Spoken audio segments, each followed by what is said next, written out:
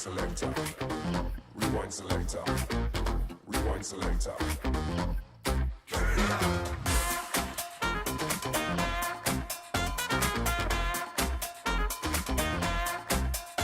I don't know how you do it every year, but you pop it.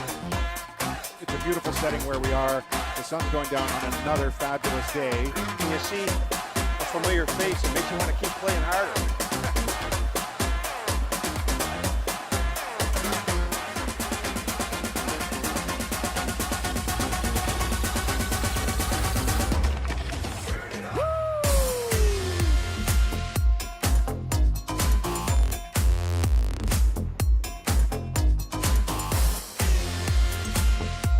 Time playing and it turns into street hockey. I'm a little worried about it.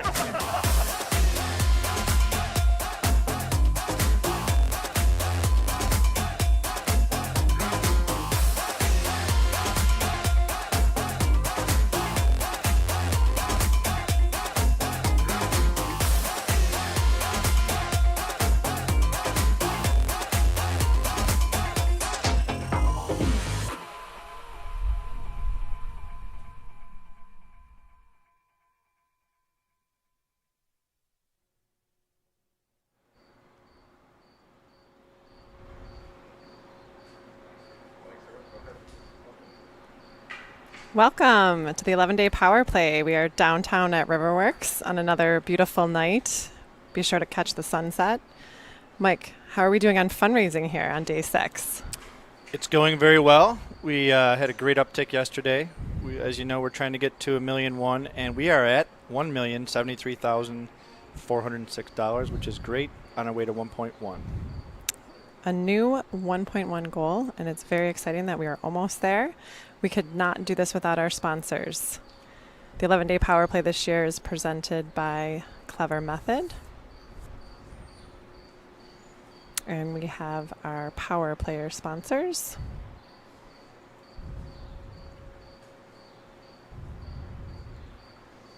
And our Overtime sponsors.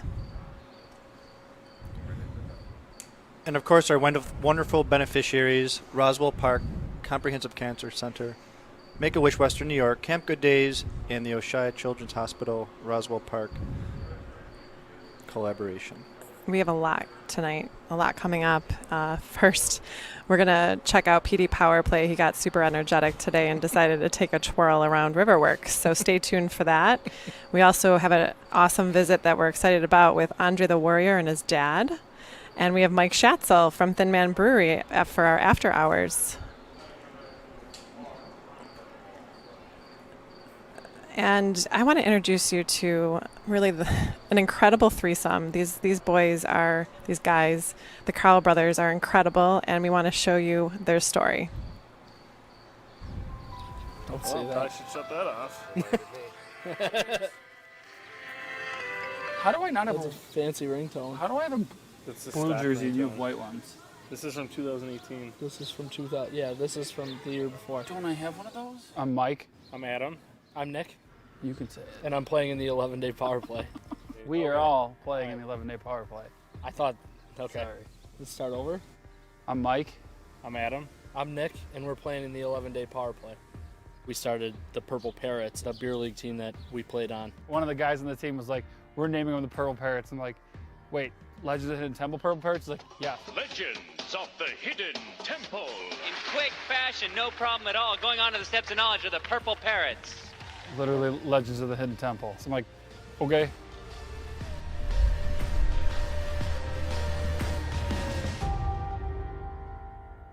I was playing pickup hockey in Batavia, and I sat down on the bench and looked at my buddy Ben, who I was out there with. I'm like, I am out of shape. I cannot catch my breath to save my life.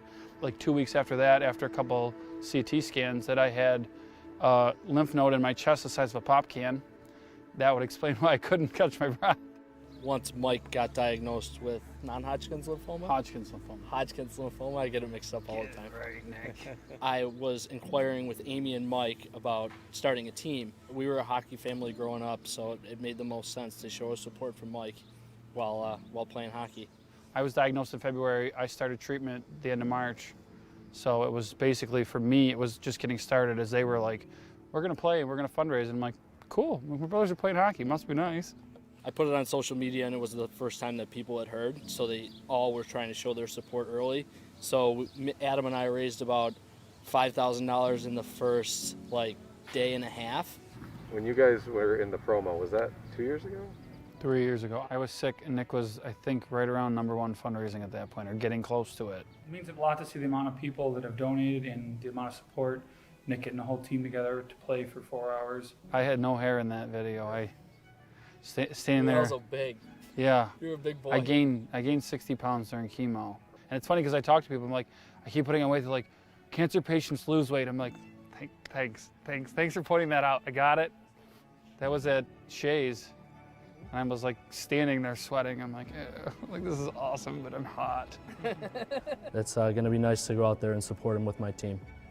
I couldn't play the first year. I sat in the last row of the bleachers, could barely walk up the stairs. I had no hair, I had no eyebrows. You also had chemo the day before, I think. 2 days before, so I was like totally on the crash. We played 8-on-8. It was a struggle. That was a long skate. You look up at Mike and it's like, well, that's the reason we're doing it, so I guess I'm gonna put my stuff back on. So we sat there and watched. It was pretty entertaining, but it's like watching the fundraising numbers was more impressive and more shocking to me. Both of them have come up with numerous different fundraisers, and the challenges of this year especially. I literally said to Nick the one day, I'm like, I'm gonna try and do an online meat raffle on Facebook. He's like, you're crazy. I'm like, I know. I'm like, but think about it, if we get 75 people to buy into this and we raise $1,000, it's another $1,000. Obviously, the meat raffle's a little more involved than what we were doing for Corona Madness. The more tickets you guys buy, the more money we can donate to the 11-day power play. So, first spin of the night, 3-pound package of hot dogs, 3 winners. 180 people later, we raised $7,000. And I'm like, this is insane. Every dollar is worth its weight in gold to every one of the participants and the organizations that receive the money. But these guys both, when they do something, they take it all the way to the end. They're on YouTube or listening to podcasts, how to fundraise better, what they can do. He's done the in-person meat raffle and the golf outing that we do here. We got more golfers because we ended up with 160 and raised about 9,000 this year. The deal is if you hit the windshield, you get $100. You gotta try 3 times for $10 though. And if you get really close, we'll let you try 3 more times for another $10. You got it! You got it! Oh! We should just can the tournament and make it at the 3rd annual windshield contest. It's incredible to see that when they put their mind to something, that they really push the envelope of trying to come up with new ways of fundraising and keeping people involved. I'm on Facebook from Nick Carl's tournament. Nicholas Carl's gonna pick the ticket. $1,340 to the winner today. Thank you guys that bought tickets. There he is. To see where the money was going and to see what you're supporting, and then to see him actually make it through. 6 months of chemo and cancer-free at that point, and it doesn't bother me one bit to talk about it or that I had it or what I went through when I had it. But it's like we'll get to a point where we're out somewhere talking about a fundraiser and someone's like, I might have something else that day. I'm like, oh really? Did your other thing have cancer too? So Mike guilted everyone. Yeah. I guilt everybody. I literally am like, so here's the deal. I had cancer, we're fundraising for Roswell, you need to help. Listen, I had cancer and you should donate money. We are our best year yet so far, by far. First year was 29,000, second year was 43. This year we're at 71 plus. Yeah, we might hit 75. We're probably gonna hit 75. So I don't even know what to set the goal for next year. Beat Chef Lucas. Yeah, beat K2C. Maybe we at some point will set a number or set a goal of when our team's gonna hit $1 million, because we've already hit $100,000 in 3 years, and it just seems like it's just going up and up and up. Every time, okay, it's time to start fundraising, okay, we're gonna go play hockey. It's a reminder of where I was when this all started for the 3 of us. We want to make our community the best we can make it for everybody involved, and to not have people go through what our brother went through, and at the end, maybe someday, like he said, people don't have to go through that. Look at what Camp Good Days does, what Make-A-Wish does, and obviously Roswell, and someday someone's going to cure cancer. It's probably going to happen in that facility in Buffalo because of what they do. If it's a donation, if it's playing hockey, if it's helping raise money. It's easy when you look at where the money's going and to know what you could be a part of someday. Great job. Purple Parrots pulled it out at the last second. Miraculous comeback by the Purple Parrots. That was excellent. Is it okay to say I'm going to wear Heelys when we're playing street hockey? Not built for running. We are on day 6 in the 11-day power play downtown at Riverworks. It's a beautiful night once again downtown at Riverworks. They've been so kind to host us this year. A quick decision a month and a half ago. And here at Riverworks, we have our friend Brendan Stewart from the Nickel City Narwhals. Narwhals, yeah. Narwhals. So, Brendan, first and foremost, please tell everybody what a narwhal is. A narwhal is a whale with a tusk. We've also been called a sea unicorn. Sea unicorn's a pretty fun one. I can take that if you want to run with that. And how did your team name become that? To be honest, we're trying to change up our team name a couple of years ago. Something a little more provocative, so we changed it. And my buddy texted me, let's be the Nickel City Narwhals. I said, why? He said, they're awesome. And it ended up being why we got it was because he found a narwhal costume on Amazon. I was like, okay, we have to do it then. Automatically, you have a mascot. Exactly, yeah. That's awesome. Well, thank you. And I notice, if you can, I don't know if you can see it, but there are narwhals. Some narwhal socks on, naturally, yeah. very. I couldn't find my narwhal mask on my way over here, but the socks work. Very nautical theme. Yep. Brendan, what is your team composed of? Well, we normally play pond hockey, so our pond hockey team is generally a lot of people that graduated with from Lancaster, and a couple other people that I've worked with over the years.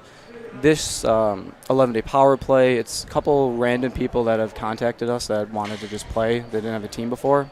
And we have a couple Queen City Squirrels that are subbing for us. Of course you do. Yeah, of course. Speaking of pond hockey. Yep.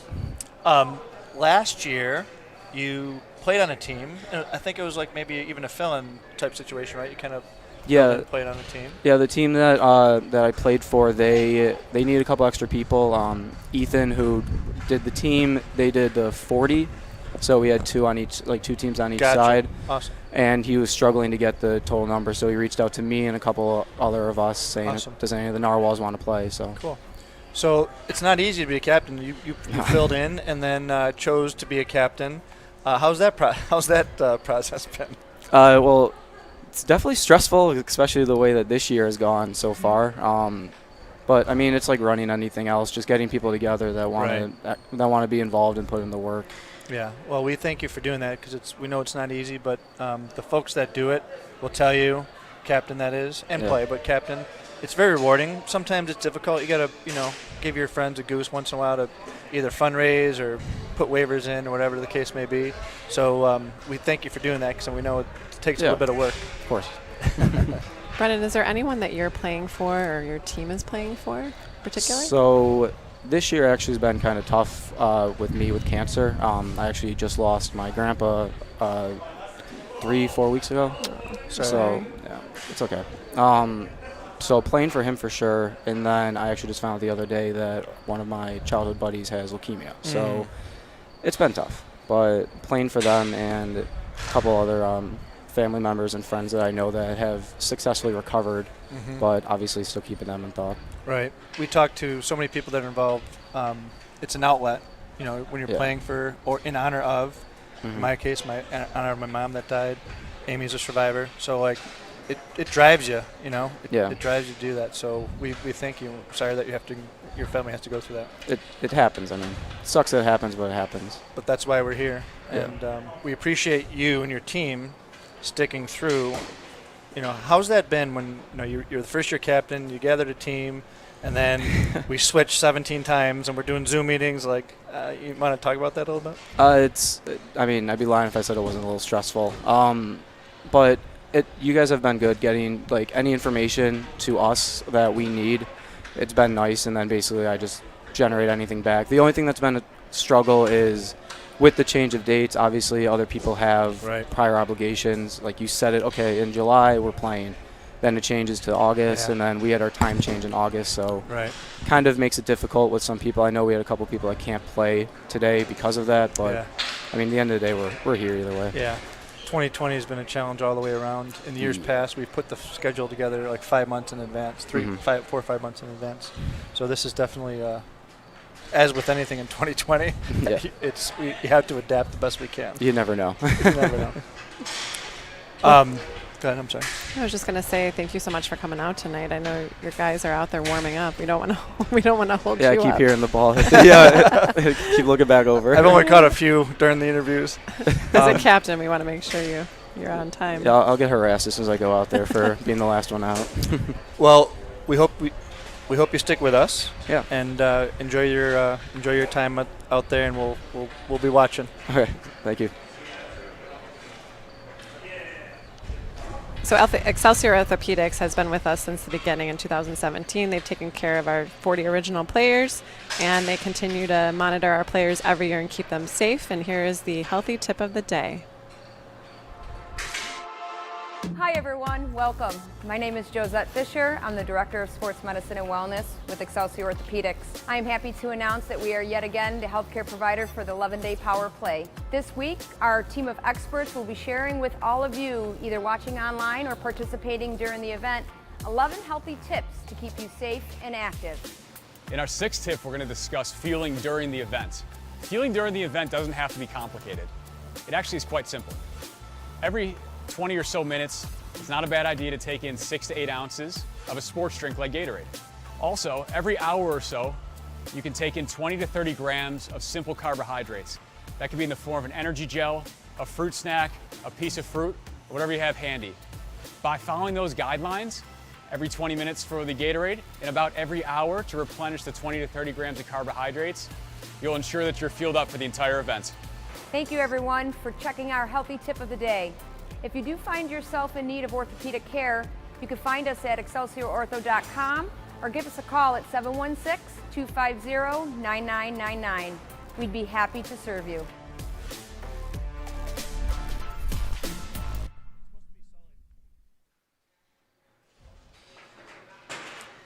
So PD today was so energetic and kept looking up every day this week saying, what is that? You know, looking up and wondering what the obstacle course is above us. And we really couldn't control him. So here's what he did.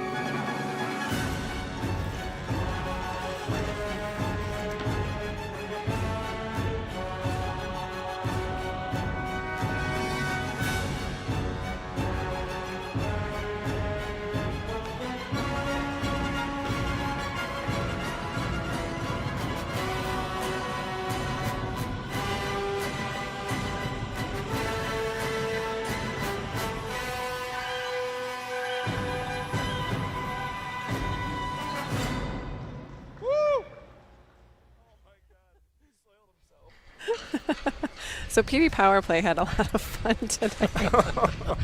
I'm going to have to watch the rerun of that because it's hysterical. I was supposed to go up there with him, but he left without me. He was so excited. Well, we have Larry Ralph, co-captain of his team tonight with us. How are you? I'm good. How are you? Good. I know you're filling in for Mike Sullivan, Sully. Yeah. What is your team name and who is on your team? It's Mike Sullivan's team. And it's a hodgepodge of just a bunch of ice hockey players and some some guys don't even know, really. So he's got some friends from the outside that he brought in, but a lot of the guys that I know just from the hockey community. So we could start with anything. We could start with you as an original 40, or we can start with who you play for. Whatever you want to do. Why don't we start with your original 40 experience 4 Well, years ago? That was, wow, that was 4 years ago already. That was kind of crazy. What a time it was, though. What a different world it is now, though, huh? It's unbelievable what we're going through with COVID, and it's just horrible. But somehow you guys pulled us together. Able to do what you guys are doing is amazing. So we hit the $1 million mark already. Yep. On our way to 1.1. Yeah, it's so good, so amazing. With your help, of course. Yeah, we try. Every year you come out, you fundraise for us. Yeah. So the original event, how much did you fundraise that year? So the original event was, I don't know, about $10,000, but it was my, everybody went for that corporate sponsor, and I couldn't get one. And my mother stepped up to the plate.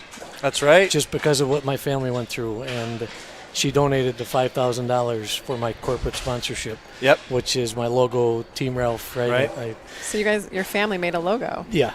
So my family made the whole logo. I wish I had it with me, but I don't. I had it on my helmet, but it's too hot to wear my helmet.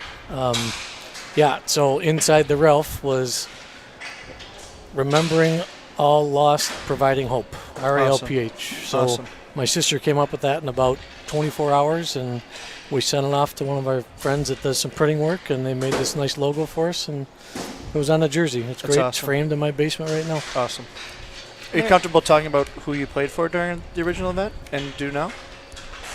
During the original event, it was the white team I played for. No, I mean in honor of. Oh, yeah. So, oh boy, I wish I brought my helmet. My family's been just devastated by cancer, from my sister to my father to my uncles to family friends to people I've met here. It's just unbelievable, Amy, right? So my helmet probably has about, I'm going to say, 75 initials on it for people that I've lost in caps, and people that that have beat it are in small lowercase letters. It's really neat. Yep. It's a nice way to honor them. Yep. Larry, have you noticed the different color jerseys? I have. So the purple was all Lavender. cancers, right? The lavender is all cancers. Lavender, yep. The pink is breast cancer, right? So that's great. I'm not sure what this one is. What's this one? Gold for pediatric cancer. That's pediatric cancer. Which I knew would be close to you. Yeah, right. So you think about Emmett when that comes up, right? Mhm. I got a special place in my heart for that kid. Yep. As we all do. Yep. We're going to hear from Dr. Kelly from Roswell Park in a few minutes down the road here tonight to talk about pediatric cancer and what amazing things they're doing at Roswell Park and Children's together. There's an amazing collaboration that we now support. Yeah. But yeah, you're wearing gold for pediatric cancer. All right. Well, I like it. I think it's great. I think that all the different colors are a really neat touch this year. Yep. Focus on awareness. Yep. One of the interesting things about Larry and I is we've known each other for a very long time, mostly because we played against each other. Mm-hmm. We're always on different teams, and I'm chasing after him because he's a forward, and so we're like, I wouldn't say dislike each other, but we're opponents.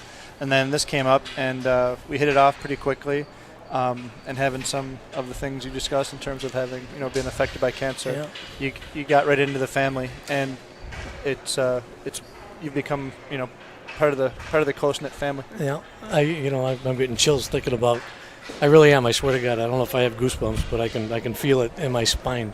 From the first day that I heard about the original event was during a tournament at Cas Park that you and I played on the same team, right? Yep. And that's the first time you and I have ever played on the same team together. Yep. And like you said, we're opponents. We didn't hate each other, but we got on the ice and we went at each other, right? Because you're a good hockey player. I'm always took the puck away from me.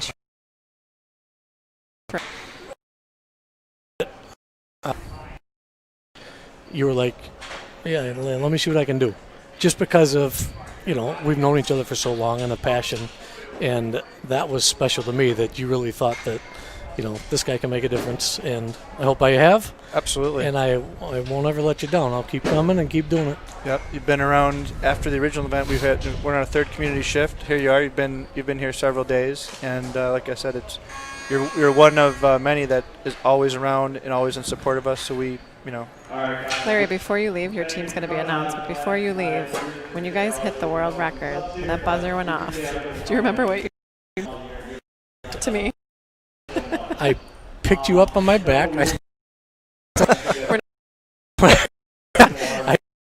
And I was so tired because I hurt my knee that morning because I skated for 6 hours before that, and I dropped you.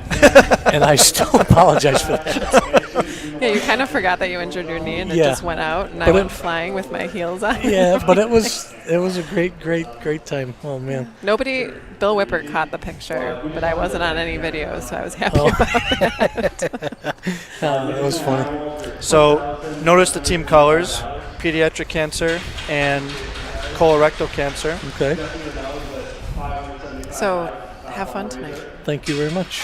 So obviously Thanks, Larry's representing pediatric cancer, and we're also going to be talking today. Another implemented color is navy blue for colorectal cancer. And here are tonight's jerseys.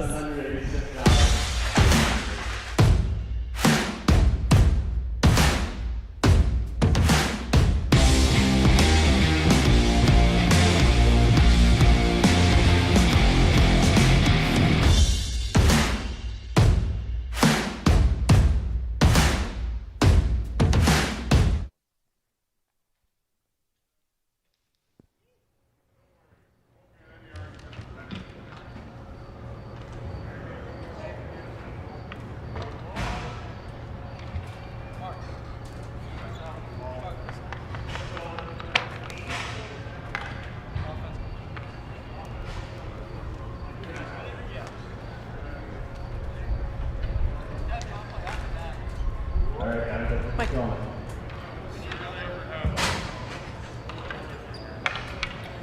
So we have an interesting situation. I see that. So Pat Valentine, who's amazing this year. an amazing referee. He's a real ref, but he also subs. So tonight he's the ref and he's a player, and he's dropping the puck wearing pink right now. So this will be interesting, but he's always willing to be a part of the event and jump in whenever possible. He also knocked it out of the park with fundraising this year. Yes, he did. He did awesome. He got really creative. I can't remember exactly what he did. He had a few raffles going. Yeah, he had some spin the wheel contests, but he supported Bill Chef Lucas and some of their fundraising events, and he's one of those guys that's always around. So Nichols City Norwalls are sponsored by Mentelli RV, and Mentelli RV has provided us with 2 RVs this week. Thank you. These 11 days, I shouldn't say this week, that are super comfortable and spacious for us to sleep at night and work from them during the day. And Team Mike Sullivan is sponsored by RP Oak Hill Building Company Incorporated. Shout out to Chris Hogan. Thank you, Chris.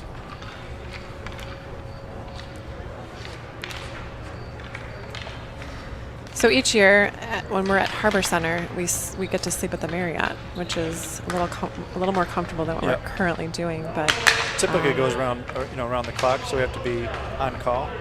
This year's not much different. Yeah, I mean we get started at 8 a.m. getting ready for the 9:30 shift in the morning, and then we're not off air until about 10:30, 11 p.m. And that takes a little bit to unwind. So as we close out for the night, so we stay in the RV. As does Mantelli supplied us, but they also supplied an RV for Sarah Schumacher, our event manager. So she also has a place to stay right here, which is great. So we thank the nice people at Mantelli. Mike, do you know any of the guys out there? I know you know Sully. I do. Any 040s out there? Well, we just talked to Larry. I see Steve Roeder. You know what that means? He's playing 2 shifts in a row. Yep. So Steve Roeder, just like he did in our original event, played multiple shifts. The Grand Lady is taking off. The Grand Lady apparently is taking off. Yeah, full boat. Who else is out there? Pat Ballantyne, Larry Ralph, and Brendan Stewart. We just met Brendan. Ironically, Sully is here because he just made a save, maybe the only one of the day, dummy. And he was supposed to be on with us, and maybe he knows that Larry is more articulate, so he let Larry speak on his behalf.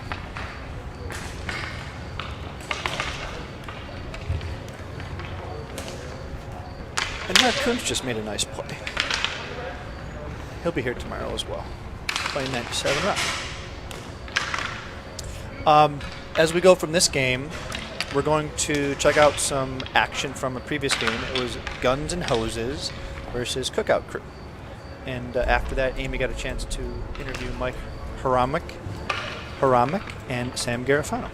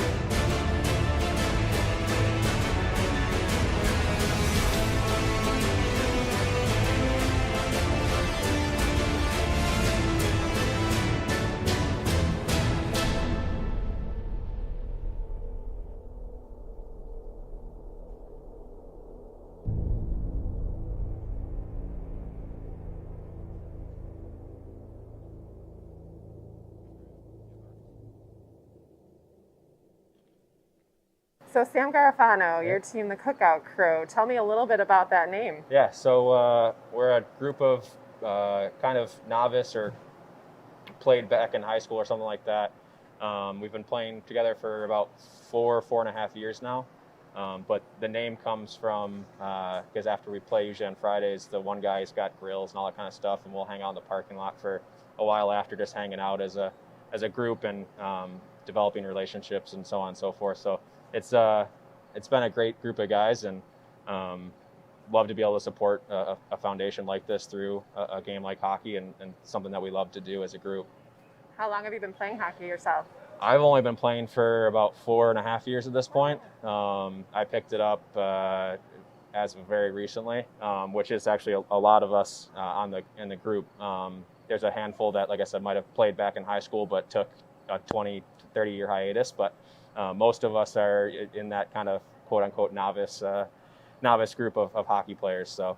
And this is not your first year? No, we played last year on the ice, obviously, but we're just glad that we were able to put something together this year. There wasn't an option not to come back, so it's just a matter of what we could do as a group, and we're just glad that it worked out as best as it could, and honestly, it's just as good, if anything. So you guys fundraised a lot for us this year. How did you fundraise this year? So there's, unfortunately, with the realm of cancer, there's a large handful of us that have been affected. I've lost my mother. We've had players who've lost their father. So it's something that, no different than anyone. It affects everyone in some way. So there's a large group of us that took it to heart to make sure that we could help the foundation benefit as much as we can. And obviously in these capacities, it's monetarily that is obviously the best option. So there's a lot of guys that really put it together and was able to put together a big number for us, which was great. And you guys came out for street hockey. How was that? It wasn't as bad as I thought it was going to be. Obviously on ice you can coast a lot more, but no, it's just about having fun. Obviously it's first thing in the morning, but it's better than playing at midnight to 3 a.m. I'll take this, but I think if you compare the two, it's probably a little bit more physically demanding, but it was great all in all. So you earned a power player jersey. Yeah. That's not easy during a pandemic. And I know it's a little thicker than the other one. A little hot for you? It's all right. It looks exponentially better, so Yeah. I'll take it. The heat's worth it. It's just I guess a token of the hard work that a lot of our players put in. Like you said, it wasn't necessarily that easy this year, but just kind of grind the pavement and get it done and try our best. So I'm honored to be able to wear this jersey this year. Like I said, for most of us, it means a little bit more than others, but everyone's affected in some way. So, is there a player that you would give an MVP to today? Well, John by far killed it in terms of fundraising for us this year. I think he crushed over $5,000 alone, which I think came out to almost half of our total fundraising. So, in terms of monetarily, John killed it this year, and he also played phenomenally. And then our goalie Dave, who got a notice 2 days ago that he was playing, so he put it together. And so overall the whole team showed up. Obviously with the whole game up in the air for a while, a lot of people ended up dropping out, but we were able to scrape it together and do what we had to do. So I'm proud of everyone. That's great. Thank you so much, Yeah, Sam. absolutely. Thanks for having us. Have a great day. You too. Mike, thank you so much for joining us today. Your team is Guns and Hoses. Yep. Could you tell me a little bit about the team name? Well, the guns is for the police officers that were on our team, and the hoses is for the firefighters that are on our team. And one of our assistant captains put it together, and we said that's a great name. I think it's one of the best we've had. Yeah. So your team is new this year. Yep. And what made you guys want to participate? I played last year as a sub, and I saw how great it is, what the cause for it. My mom went to Roswell. My grandfather had cancer, passed away last year, and I thought it was important to give back to Roswell and to, this game is just great. It's one of a kind, and I decided to start a team. I got some of my coworkers and some other police officers, some of my buddies, and they were all in. And we're on the street this year, but that's okay. We had a great time. It was pretty hot and humid out there. It was tough with one sub, for sure, but we all made it through. Yeah, it's amazing that you guys still came. I know, your roster changed a little bit. And Yep, we had a few changes. We had a few guys added the last minute, but they all fundraised, and whatever I asked them to do, they did, and it was a great time. How did you fundraise? I posted on Facebook, on Twitter, and I did a raffle for a Jim Kelly pullover, which got about $200 extra I got that people donated last minute, and it was something nice to give back. And, times are tougher, and I didn't get as much as I got last year, unfortunately, but I still got a good amount. And next year, I'll try to get back over 1,000, so that was my main methods. How long have you been playing hockey? I played street hockey as a kid, so this was a throwback to when I was 10. I played ice hockey as an adult. My buddy on the team, Matt, got me into it, and so I've been playing for probably 10 years. Played goalie, play out, whatever I need. Last year I got to skate out. This year I had to run.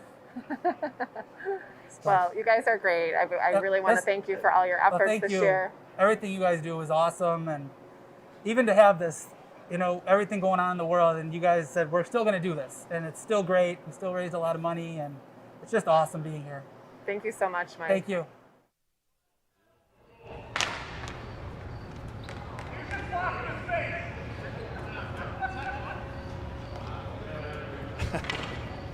So a very unique situation happens here. We have Pat Ballantyne, who is a ref/player for the pink team, and this player from the gold team fired one from center ice, and there was a debatable high stick, and Pat stands up from the pink bench as the ref calls no goal. Classic.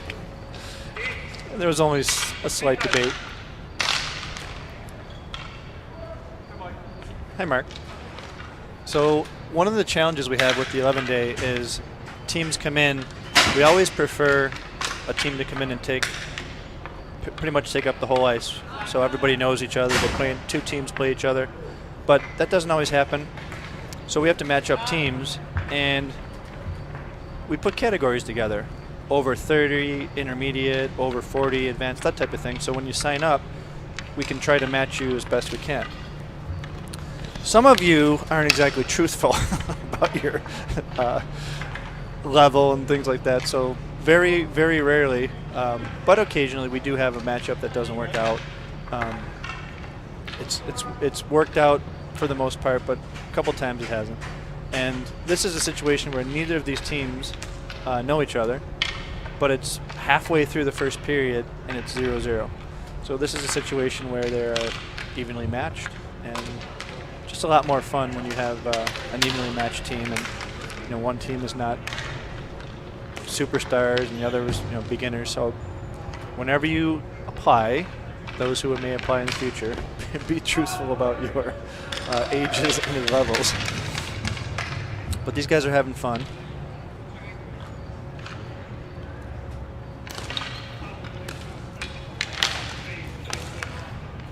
Oh, there's Kevin Bocard. We got a good bunch out here. Kevin Bocard, Billy Holden, Steve Roeder, Larry Ralph. Yeah, it's a good bunch. Corey, I can't remember his last name. He's a goalie, but he's not playing goal. Kevin Bocard and Bill Holden. Yeah, two of our favorite guys. Oh my gosh, amazing guys.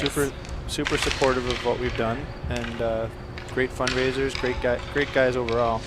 So Kevin and Bill both showed up to deliver lawn signs for us. Yep. A few months back during the middle of COVID. I think it was in April. Yep. They showed up really early in the morning, and Bill did 2 routes for us because somebody didn't show up. Yeah, he's such a good guy. And him and his wife, I know with her earlier because they came for dinner.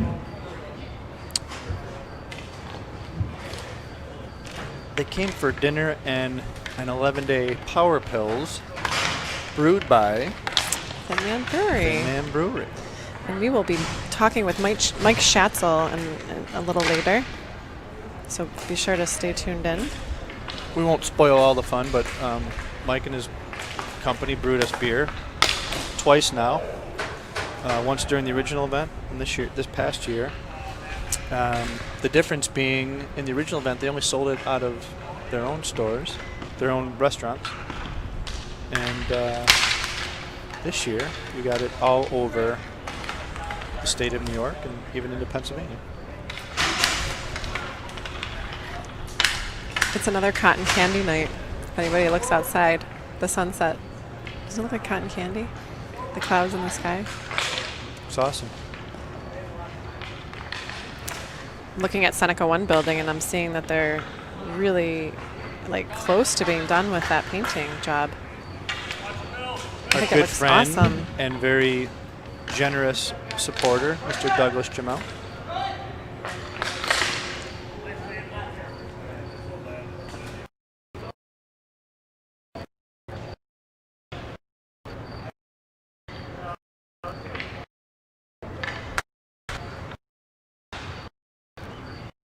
Versus the gold, such a cool color combination. So makes sense. I saw Bill posting his fundraising page an hour ago before his game.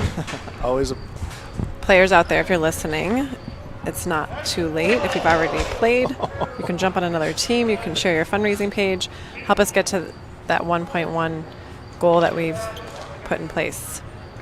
Go to 11daypowerplay.com if you're not a player and choose your favorite player. Anybody know the top fundraisers in the 11-day power play this year? I haven't looked today. Is Bill ahead again? I don't know. It was Bill Chef Lucas, and then me, and then Bill Chef Lucas, and then me. Let's check it out. Remember, go to the website, hit donate. Only takes a minute. Or less. Lasikowski's a little easier to type in. Than Chef Lucas. I'd say that about many of those. Still 0-0. These guys are it's defensive battle. Let's see what kind of offense Ballantyne brings.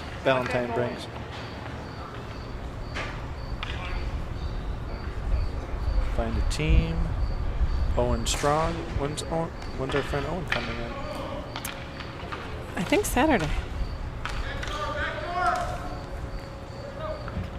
Okay. We'll come back to the fundraising a little bit later because we have a lot to talk about. I'm at about 35,000. If I know Bill, he'd probably surpass me because he wants to. A couple weeks ago, I had the pleasure of sitting down with Dr. Kelly from Roswell Park. Tonight, we are raising awareness for pediatric cancer, and here's what she had to say. Thank you, Dr. Kelly, for joining us today. Hoping that you could give me a little bit of background on yourself, where you're from, and why you do what you do. Sure. Well, thanks very much for inviting me to speak with you today. I've been here at Buffalo for about 4.5 years.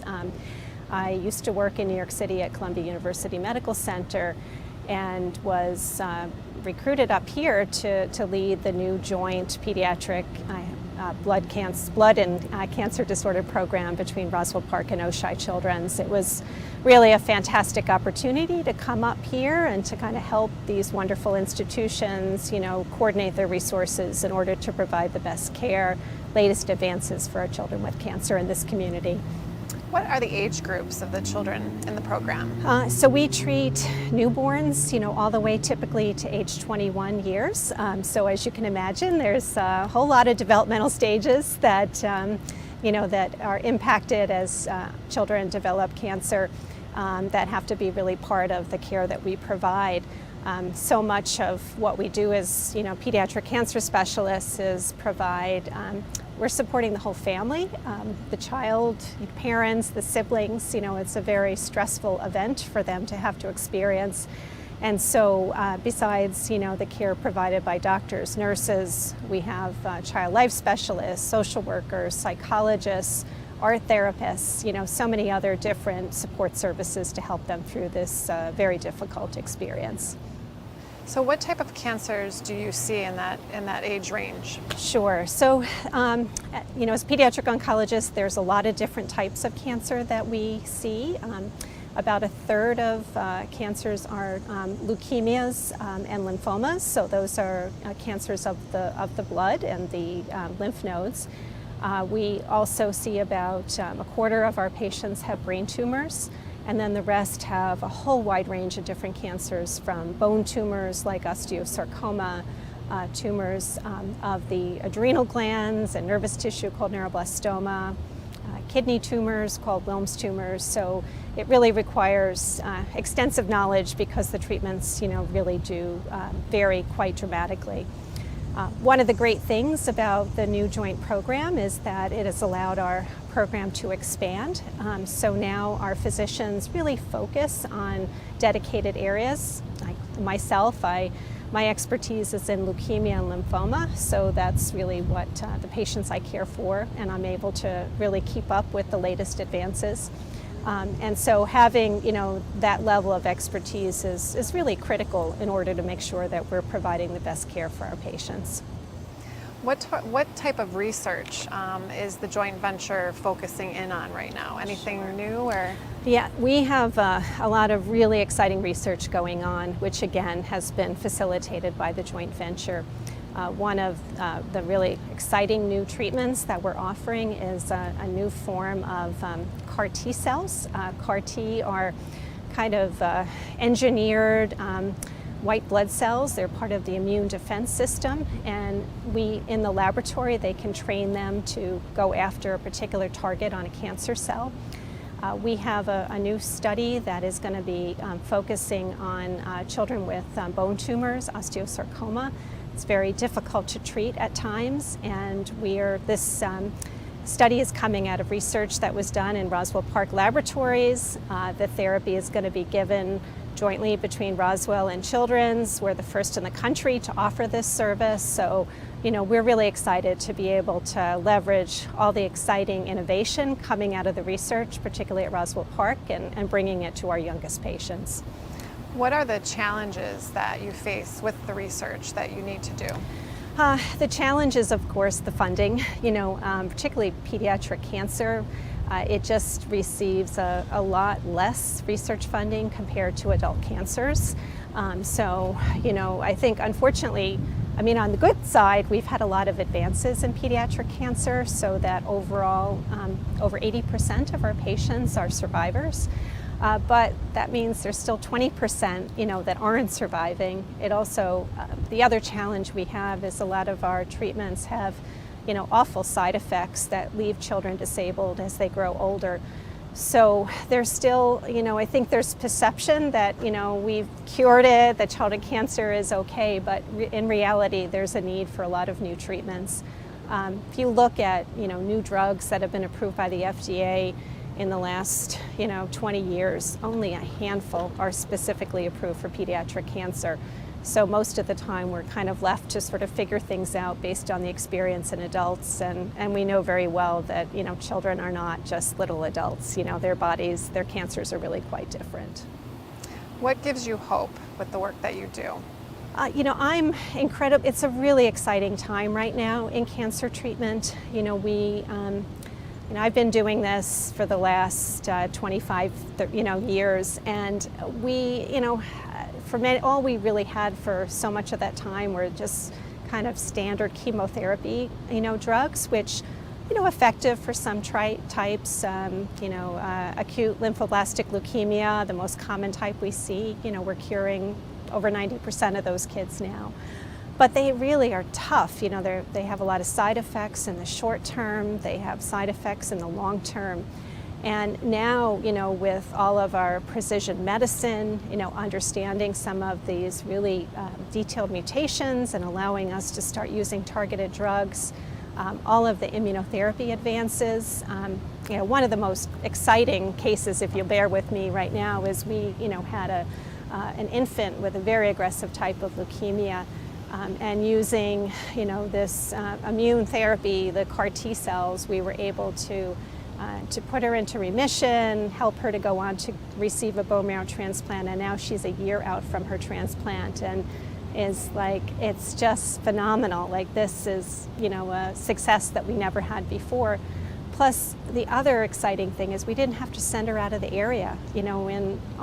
Only 3-4 years ago, there were so many therapies that we couldn't deliver here because we didn't have the joint program. Many of our bone marrow transplant patients had to leave the area. So now we're able to take care of them right here, which is so much, less stressful for the families and does, result in much better outcomes than they would if they had to leave. For someone that's unfamiliar with the joint venture between Oshai Children's and Roswell, could you describe that, how that works? Sure. So with the opening of the new Oshai Children's Hospital at the end of 2017, Roswell and Kaleida Health came together and established a formal relationship to support the pediatric cancer and blood disorder program. So with that, all of our inpatient care is delivered at Children's. We have a beautiful specialized unit on the top floor of the hospital with amazing views of the lake, and really just everything is state of the art there. Importantly, we have close proximity to other pediatric specific services like the intensive care unit and the operating rooms and other things that were not available at Roswell in the past. And then all of our outpatient care is given at Roswell Park in a beautiful new facility, that also is state of the art, and it allows us to see patients and administer chemotherapy and transfusions all in the same area with nurses that are specialized in pediatric oncology. So it's really become a more seamless program, where we work collaboratively, and this way we're able to take the best of both, the pediatric care from Children's and the cutting-edge cancer care from Roswell in order to provide the best for our patients. New this year for 2020, the 11-day Power Play is supporting the collaboration between Roswell Park and Oshai Children's. Could you explain where the money or the funds will be going this year to support that program? You guys are providing so much support to us, but some of the things that you're helping us with is some of our wellness initiatives. We have found that our patients really need so much support to help them, through that. So all of the kind of, counseling about appropriate lifestyle and ways that families can help support their children is supported. And then the other is with our bone marrow transplant program. As you can imagine, requires a lot of education and training to be able to manage these very complex, potentially critically ill children. So, you're helping to support the training of our nurses so that they know exactly what to do at every moment when these patients are getting treated. Because things are changing every day. I mean, it's unbelievable, how much it's training, and there's our transplants too, like we transplant, there's so many different types of transplants, and there's like so many different complications that can happen. Again, we had a patient who again is just such a success who had to unfortunately get a second transplant and had a lot of challenges with it, but due to the excellent care that he received at Children's and at Roswell, he's been home now for about 6 months and growing and doing well. So having that specialized care makes all the difference in helping to allow people to stay here, get the care they need, and hopefully get them back on their lives in the future.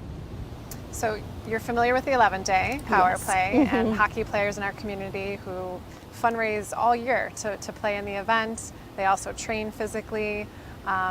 The organization as a whole has raised just over $5 million as of a couple days ago. That is amazing.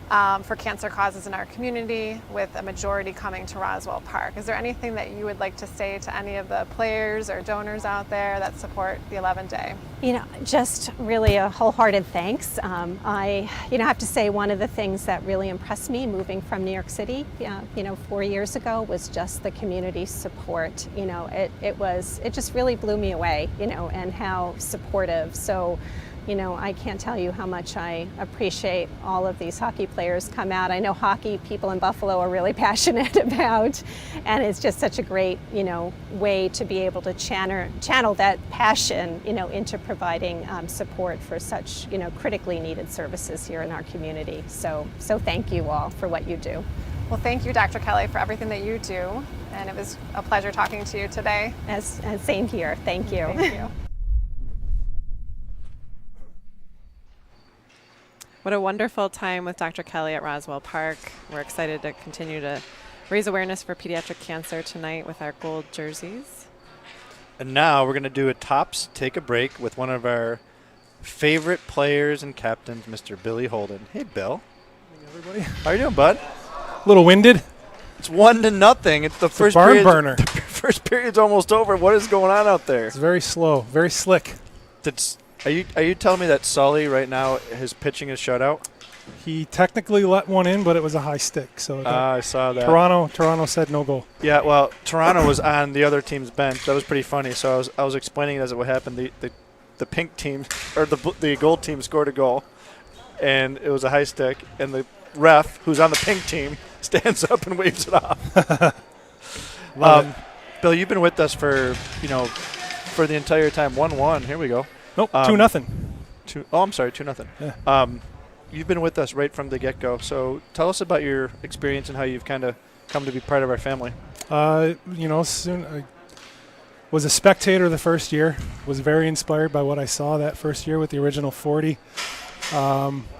Luckily, you guys opened it up with the community shift, and I couldn't wait to get involved in some aspect. So got a bunch of buddies together from our Friday night skate. Passed the interview in that February, and it's been a fun ride ever since. And you're a volunteer too. You don't just play in our event. You often ref. Yep. Yeah, it's anything to get down here and be part of it, to help out,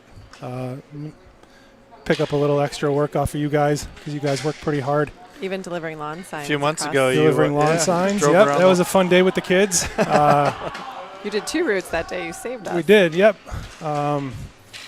You get them involved. They can't come down to volunteer because of their age, but every little bit that you can do to help out and kind of teach them the lesson to give a little bit of their time too. I know they were pretty jazzed when I showed them the social media posts later on that night, and they got to see all the comments about how surprised people were, and the smiles that we put on people's faces after a pretty long night the night before, with everything that's been going on in the world. And it was a fun day. Valuable lesson for them to learn to give up some of their time on a weekend when they could be out with their friends. But they had fun, we had fun, and it was a great afternoon. Good. So this is shift what of that you've done, and who else have you played with, and what's the overall plan for the event? This is my second shift as kind of a sub. Our numbers were down a little bit, I think, so I was fortunate enough to get asked. I was here for opening night, which was exciting. I got to play the second hour, which was a nice little surprise on Tuesday night, and my group plays Friday night at 7:30. Awesome. And then we start reffing on Saturday through Sunday. Well, thank you for being a captain. Absolutely. Thank you for filling in when people need to fill in. Thank you for reffing. Thank you for volunteering and driving your kids and everybody around. I know you came here early, had some dinner with the fam, and we're gonna let you get back at it. And the game is 4 minutes left in the first half, and it's 2-0. So we're gonna watch a little bit more action here, and I'm gonna commentate. Thanks, Billy, thank you so much, bud. You bet. Good luck. Thanks, Score a goal everybody. for me.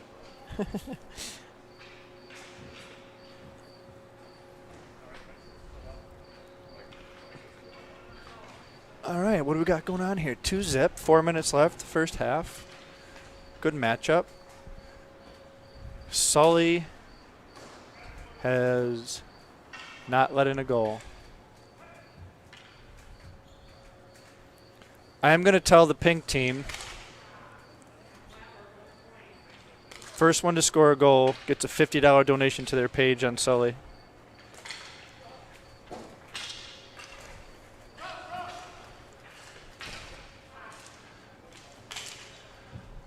All right, pink team, can you hear me? Can you guys hear me? $50 to the page, first guy that scores on Sully. On the pink team, $50.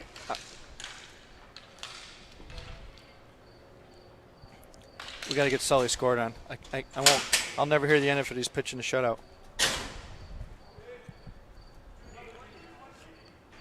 I don't know if you guys caught it, and maybe the guys looking at the game can catch, but Sully had a mask done, the gold goalie, Mike Sullivan, original 40 goalie, and he played goal and out.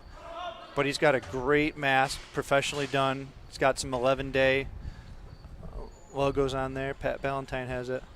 But see if we can get a close-up of Sully's mask at some point today. It's really cool, and it's got some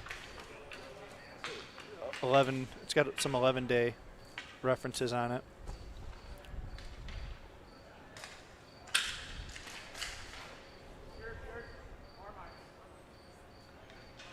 Yeah, you can see.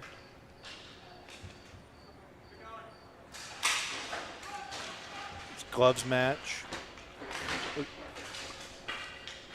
got a little PD. He's got PD Power Play on top. He's got another logo on the side. Yep. So here's a good story about Sully. After our first event was over, not too long after, I've never in my life had vanity plates and license plates. So a couple months after the event goes by, I go to the DMV and I want to get 11-day PP on my license plate. So I go there, I pay the $90 or whatever it is, and you got to write down the name. So I write down 11-day PP, and the lady says, "Sorry, that's already taken." I'm like, what? Yeah, mine came home a little How is that miffed. possible? That's already taken. So it turns out I had to get 11-day PPL Power Play, which is my license plate.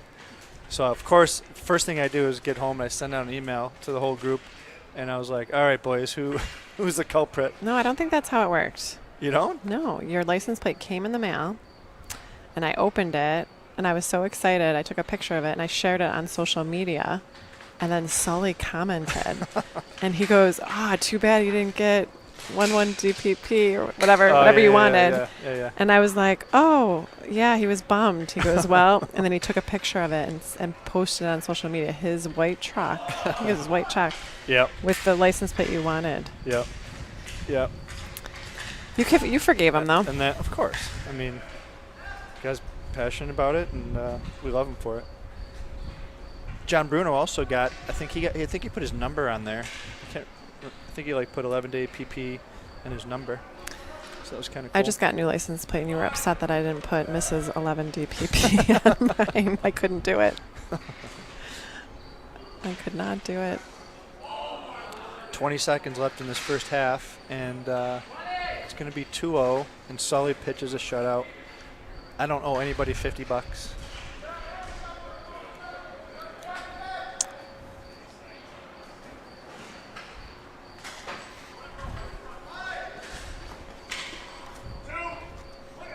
There's only one more card left.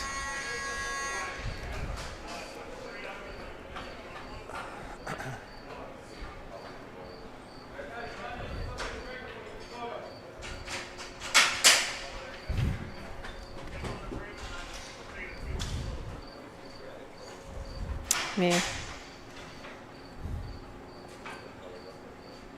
I know, I tried to move it and it went back.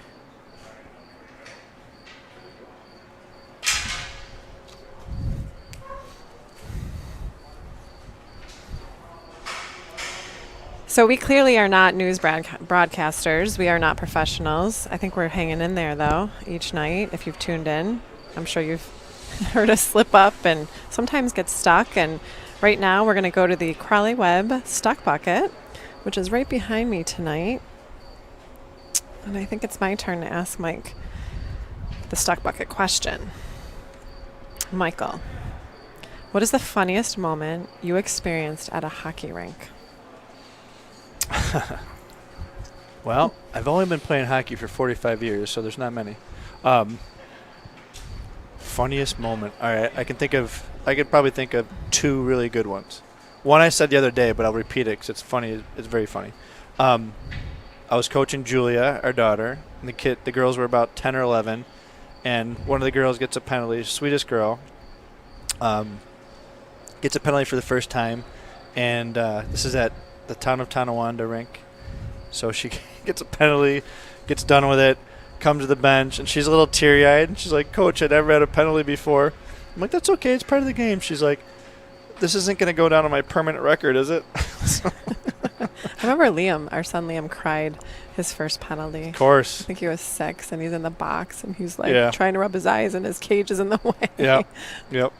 And then there was another time, we touched a little bit on this the other day when we were talking to Liam yesterday. There was Liam's team. He was little, probably mites, and we had a tournament in Erie, and his team made it to the finals. We were playing a team from Ajax Pickering, Ontario. So it's final game. Our team was up by a couple goals, and it was like the second period, and the far corner from our bench, the ref just wiped out, like in the corner, and we're like, what the heck? So he gets up, and he's kind of looking at the ice, and everybody kind of gathers around. I see the ref bend down, and he picks up a chunk of the ice that's like 6 feet by 2 feet, just one huge chunk of the ice, and throws it over the glass. And the concrete underneath the ice was showing. And for about 5 minutes, they tried to play like we put cones on it, and didn't work out. But so literally the ice broke apart during the championship game of a tournament. And that was that. We were declared the winners right there and then. Do I get to answer this question? You want to? All right. Okay. What is the funniest moment in hockey rink that you ever? So it was opening day of the original event, and we needed to keep a running clock visible on the rink where the camera was to prove, right, to show the time and make sure that puck dropped every 10 minutes, every hour, on the 10-minute buzzer. And Sarah's, we were worried about it getting there in time, and all of a sudden we get a delivery, and the box is like this big. And I'm like, okay, I wonder what this is. And it had our name on it, 11-day power play. And I opened it, and it was a little clock this big, which was not going to be visible for the camera. And we were freaking out. And I think Bill Chef Lucas saved us. Yeah. He had his... Of course. Branded and everything. He got it branded for us and got it to us. Like the countdown clock? Yeah, the countdown clock. So unreal. Sarah had ordered it online and unfortunately thought it was a lot bigger than what it was. And I'm sure everybody's done that. They buy something online and then they get it and it's a quarter of the size that they thought it was going to be. So funny. So that's kind of I thought it was going to be the Toddy Anderson episode. Oh, you know what? That is kind of funny. Do we have time?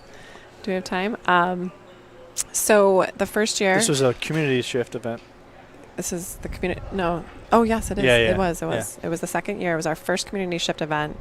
And one of our original 40 was out playing. It was a late shift. And I was coming over from the Marriott to do my laundry in the laundry room at Harbor Center. Kind of awkward. You're in your pajamas and you're walking around with a laundry basket because we have to wash our clothes, obviously. And... I'm coming back from picking up my laundry, and I look in the corner of the game that was going on, and I hear some guys yelling rustling. And guys just being mad at each other and yelling, and I look and there's Todd Anderson, and he looked like, I don't think he was gonna do it, but he looked like he had his fist, and this young guy was yelling at him, and I was like, Todd, and I walked up to the glass and I went like this. No! Like, stop it. No! And he looked at me and he's like, smiles, and then he skates away. But you saved some hockey kid. Gets physical, and I think the reaction was to, get physical there. But when he saw my face in the glass, he knew to run, and he skated away really quickly. The boss spoke. So, but we love Toddy, and nobody got hurt, and I know he wouldn't have done anything anyway. But it was that moment where I was carrying my laundry basket at about 1:30 in the morning, because we don't stop in that event when we're at Harbor Center.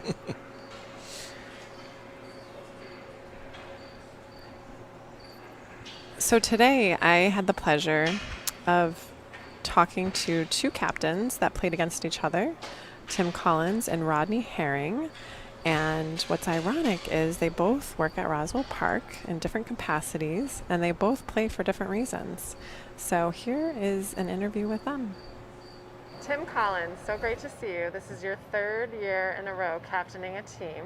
Yes. Tell us your team name and what it's all about. Well, Amy, we're Roswell Park's Comets. We were allowed to be Roswell's official team this year. So a little slight name change, but still the same core group of guys, still eager to fight cancer even when we do it every day. We're just grateful to be able to do it here as well. So Tim, can you tell me what you do at Roswell Park? I am an IT analyst at Roswell Park, as are many of my teammates. We have, the majority of us are in the information technology. With us today is one person who is not. and there's Michelle Lichtenthal, and she, of course, was a captain of her own team a couple of years ago. So it's a fun time. We see each other, once in a while. My co-captain Joe Lee and I work in the same team, so we kind of got together and set this up and rounded everybody up from Roswell, and then we each knew other players from different walks of life, and we brought them all in. And why the name Comets? Well, that's interesting. I'm glad you brought that up. In another life outside of Roswell, I'm also an astronomer. I also run the observatory at the Buffalo Museum of Science, and I work in a couple of planetariums. So if there's something to do with comets, comets themselves are they're very nebulous objects, and they're a wonder to look at. They're a wonder to see if you ever get a chance to see them. And they put up with a lot of toughness in space. And they come near the sun, they almost nearly disintegrate and swing around the other side and go back for another trip. And that's kind of what I felt like with our players. We're getting awfully close to our sun here, playing for 4, 3, 2 hours at a time, and we withstand it and come back around for another trip. And of course, this year there was a comet in the sky, so it kind of worked out for us that way. But that's really the reasoning behind it. I'm sure you were watching that comet closely. I was watching it for as much as I could, as long as I could. And I did get a chance to see it, and I was actually able to get out and do some socially distant observing with some neighbors and people who came to parks that were also just showing up. So interesting. It's been a fun summer. Very interesting. Thank you. How long ago did you start playing hockey? I started playing street hockey, and funny that we converted it to this at the age of 7. And I started playing ice hockey my senior year in high school. So I've been at it for a while. I've been out of high school for a decade or two now. So I've been at it for a long time. And fundraising has been always not an easy thing for you to do and your team to do, but this year, how did you change things up to be able to fundraise as much as you guys have? This year, it was really difficult with COVID and trying to, at least even get socially close to people to explain it. But you know what? One thing I've noticed is nothing really did change as much. The approach was still the same, which is good, because nothing is stopping cancer from fighting, so nothing's stopping us from fundraising as well. So you do have the changes with people's situations, that's the variable, but the message is still the same, and because the message didn't change, the cause is still there. And what are you looking forward to most today with your team? Oh, I'm just looking forward to being back with everybody again. We haven't really seen each other all together since last year. We've been, we kind of hang out once in a while, but we just are starting to really get to know each other in the 3rd year here. So we're really looking forward to hanging out. And of course, we're playing a team who's captained by another Roswell Park employee, and we're glad to have the opportunity to play against them. We're looking forward to meeting them too. Have you had any discussions with Rodney and his team, your opponent? I have had some discussions with him. It's funny you should say that, because before COVID hit, I had emailed him we were going to get together at some point just to talk and introduce ourselves, and it never happened. So today will be the first time we've actually ever met, just because of the whole COVID-19 situation. Well, I can't wait for you guys to hit the streets. I can't either. This is a nice change. I mean, you got to do what you have to do, and I'm so glad Riverworks is able to help us out and continue the event. Well, good luck. It's not too hot today, so I think you guys are lucky it's in not. the sense that It's not. I brought my lucky sunglasses with me in case I needed them, but I don't think I'm going to need them at all. So I think I'm in good shape. Any message that you want to say to those that are watching? Well, pretty much thank you for supporting us and every player and every team. I know there's a lot of us. I know we've been kind of getting the message out to you repeated times, and you've responded. So thank you so much for it.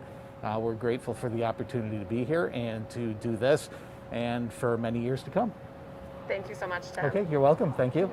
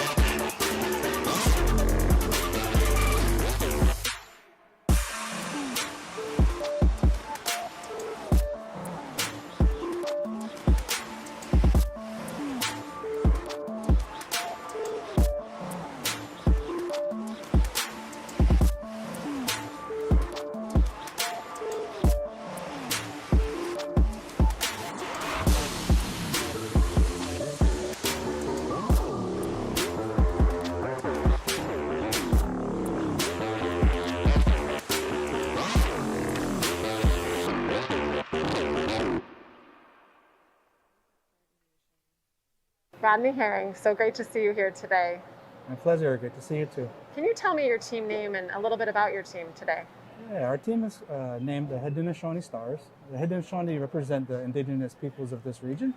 The name means peoples of the Longhouse. You may have heard of the nations in this area as the Iroquois or the Iroquois, but we ourselves call ourselves the Haudenosaunee, and it's a number of nations that have come to play with us, and we're playing much like we play our indigenous game of lacrosse. We're looking at this opportunity in the same way, that we're playing for the ones that can't play, the ones that are wishing to play, and the ones that are no longer here with us. And cancer plays a little part into that. That we want to make sure that we're there to honor our communities in a good way, and to play to help that cause, your cause, everybody's cause, to kind of fight cancer. So I see your team is composed of some men, and is there women or children playing with you today? Our original team had both men and women. However, when it changed, our composition changed a little.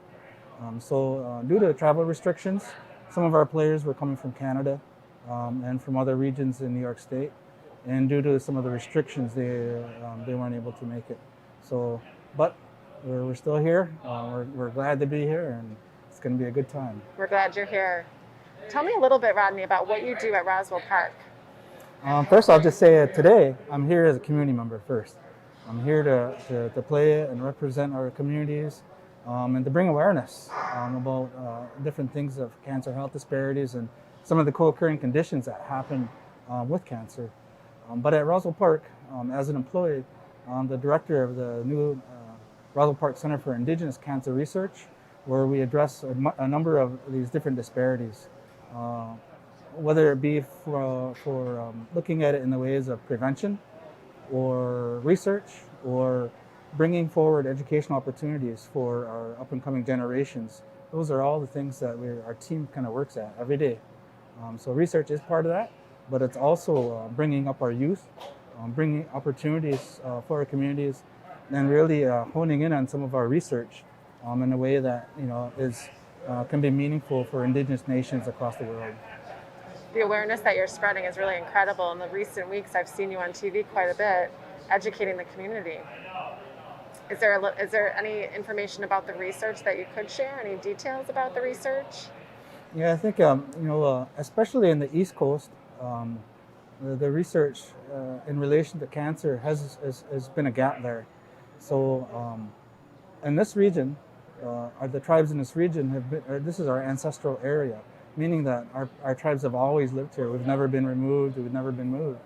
And so it's important to really understand that, and the concept of research too, that we need to be included in some of the clinical trials to make sure that the research is relevant for our communities, that we're part of the processes and opportunities that are going on. But the research that we've been focusing on lately has been more looking at some of the gaps in the cancer care continuum, from prevention to survivorship and palliative care, and really looking at if there are the gaps and resiliencies in our communities. We've also done a lot of work at health behavior type interventions, meaning creating healthy lifestyles. This is part of that. The 11-day power play is really part of that, if you think about it, creating a healthy lifestyle and promoting prevention and health and wellness. It's incredible work, Rodney. We're so happy to have your team here today. How challenging was it for you and your team to fundraise this year during the pandemic? We had some great support, right off the bat from the Seneca Gaming Corporation, and also from Prior Aviation. And both of those, our sponsors, were, I'm glad and thankful for supporting our team. I think one is that it's our first time also in 11-day. So it's really an opportunity to create the knowledge of the 11-day within our communities. And when I say our communities, it's not just regional here, but our communities span across the Northeast and into Southern Ontario. So we have relations on both sides of the river. So I think year one, I wouldn't call it a challenge. It was more bringing awareness about the 11-day and our effort moving forward in years to come. It's great. Just seeing you guys coming here today together and being a part of it, we're so grateful for that. Can you tell us a little bit about your hockey career yourself? When did you start playing hockey? I started playing hockey when I was about 4 years old in an arena called the Gilley Arena in the Cattaraugus Indian Reservation. And I played both ice hockey, and in the off season I would play box lacrosse. And so I played hockey all the way from growing up to right now. I still play. But when I played high school hockey at Fredonia, and then when I went to college I played at Stony Brook University. And actually when Jamestown had the semi-pro or pro league, they had open tryouts, and I was older than everyone there, but it was an open tryout for I think they were called the Vikings, the Jamestown Vikings. And I went to the trials just because I felt like I could. Yeah. And it was a good experience. I didn't make it to the second day though. I was a little injured from the first day, but it was fun. And so hockey has always been a part of that. And lacrosse is, in some fashion, is like hockey too, that they're kind of related to each other. Some of the indigenous sports that have happened, like hockey, some say that hockey was actually originated from some of the indigenous sports of lacrosse or a similar shinny type game. So it's really in our people, a ball stick type game is part of kind of our culture. And my lacrosse career has been parallel to the hockey, where I played in a Canadian American semi-pro leagues, and I played on the international stage on a practice squad for the Iroquois Nationals at one point in my life. So athletics has always been part of that. Happy to be part of this opportunity here, and really proud in what you've accomplished and the 11-day power play has accomplished in these past few years. Well, thank you, Rodney, for being a part of it. We can't wait to see your team hit the streets. Thank you. Rodney and his team were sponsored by Seneca Resort and Casino and also Prior Aviation Service Incorporated. And now to our Lamar stat board. What do we got? In terms of goals, home and away, that's pretty interesting. There's only within 20, 26 goals after playing 32 full games, 160 hours. That was kind of like the original event. We had all the, after 10 days, it was less than 10 goal difference, which was kind of cool. And thank you to our friends at Lamar. Shout out to Todd Schaefer. So 32 games and 160 hours. But how many hours have we been on our live stream? By the end of the night, I think we're going to be at 22. Does that sound correct? About that. 22 hours since the start of our live stream? Yep. The most important stat, though, is the money, right? So we showed it earlier. It was $1 million, over 70,000.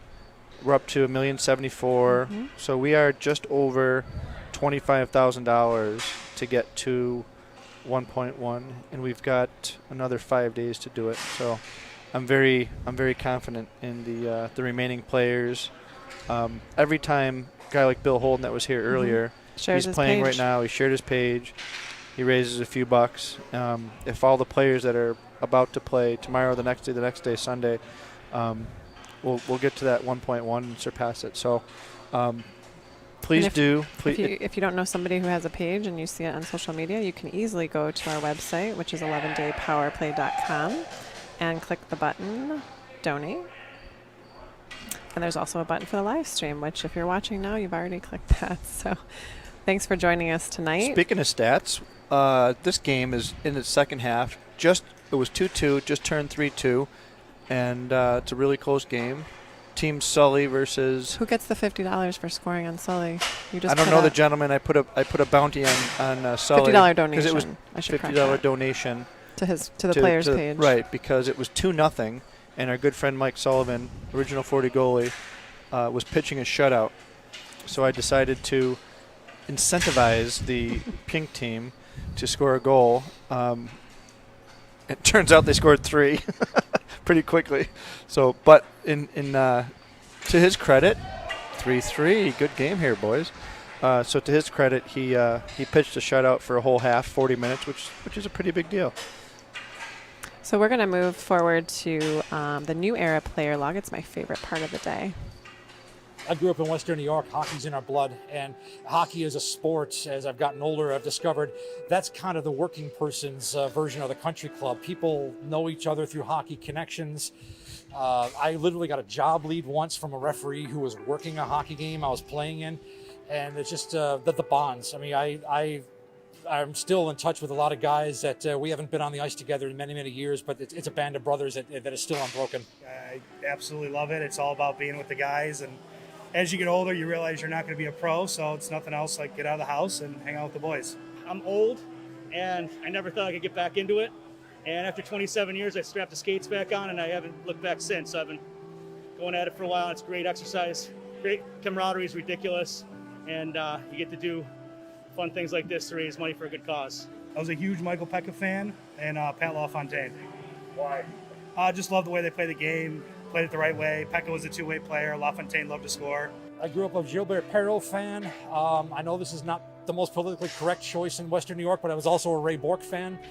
I liked players from all over, but definitely Gilbert Perreault was probably my first childhood favorite. I thought it would be a little easier. It's definitely kind of a lot of stop and go, breaking a good sweat, and we're up 9-3, so I think we'll be all right. We're playing against 7 guys, and we got 10. So one is fresh legs, spreading the floor out. A lot of rubber legs right now, so there's no gliding in floor hockey. My first thought was, how well are my 50-year-old knees going to take this? I'm not getting any younger, though my competition always seems like they are. But, it was going to be a test. I mean, it's not quite the ice hockey. But then again, with floor hockey, I think everybody's going to be, I've seen some of the previous sessions, and they're more relaxed. They get it. I mean, really the cause here is to defeat cancer and raise money for it. Nobody's out there playing Game 7 of the Stanley Cup. So I think these old bones, they'll be okay. To get this jersey, this wonderful jersey here, you got to set a goal of $1,100 for your initial goal, and I was able to beat that by a couple $100. I had a couple Facebook posts. I have quite a bit of family and friends associated with Facebook, so they're able to kind of donate for the great cause. It was tough, to be honest with you, because I had a few friends who were furloughed or they even lost jobs in the recession that was triggered by the pandemic. So it was trickier this time around to get a few people to contribute. But yeah, to my amazement, there were others who did reach in. So to them, I'm very grateful. Right off the bat, I started hunting down some friends that I knew that were affected by this horrible disease, and they were willing to jump on board with my campaign and got the ball rolling. And then everybody I used Facebook to pretty much get all my donations, and then family and friends outside of it. My father died of esophageal cancer. My mother survived breast cancer. And I've got countless other family members who have either succumbed or survived their own respective battles with cancer. So it has become a very personal thing for me too. And this year I was ready to gear up for a second run. Of course, the pandemic kind of changed the rules, but a lot of people came through for me, so I owed them some hockey in one way, shape, or form. So here I am. I'm playing for a friend we lost in this year. Her name is Kelly Sanchez, and we knew each other for a pretty long time, taught together, and camped together, and became good friends. And unfortunately, she lost her battle this year.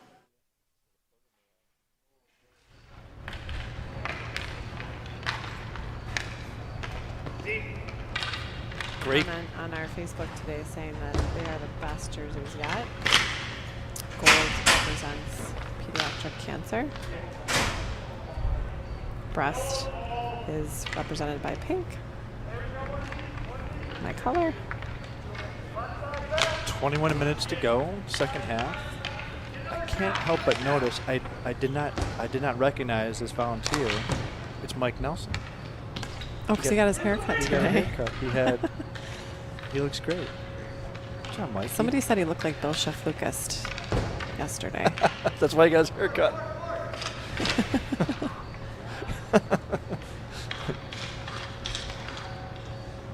Well, these guys are having a good little battle. It's 4-2. Two good goalies. I say that even with Sully being one of them. So all you had to do was tell somebody that you would donate $50 to their page if they scored on Sully, and somebody scored.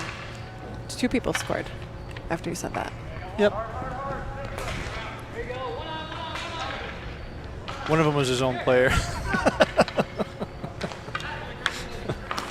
Oh, Brendan Stewart. Oh, Captain Brendan, who we spoke to earlier, almost scored. He does win the award for best socks of the night. I have to say our backboard on the rink is really, really cool. Showing off our sponsors. Just going to go through. We've got Crawley Webb, Excelsior Orthopedics, Lamar, Clever Method Modern Marketing, New Era Cap. It's their 100th year anniversary. Tops Friendly Markets, and of course, Uplifter Video. Uplifter Video has been with us since, I don't know, they started making these incredible videos probably in June. And we're so excited to be able to show them throughout these 11 days, along with producing our live stream and a lot of other things. Our Players Lab, our interviews, they do it all.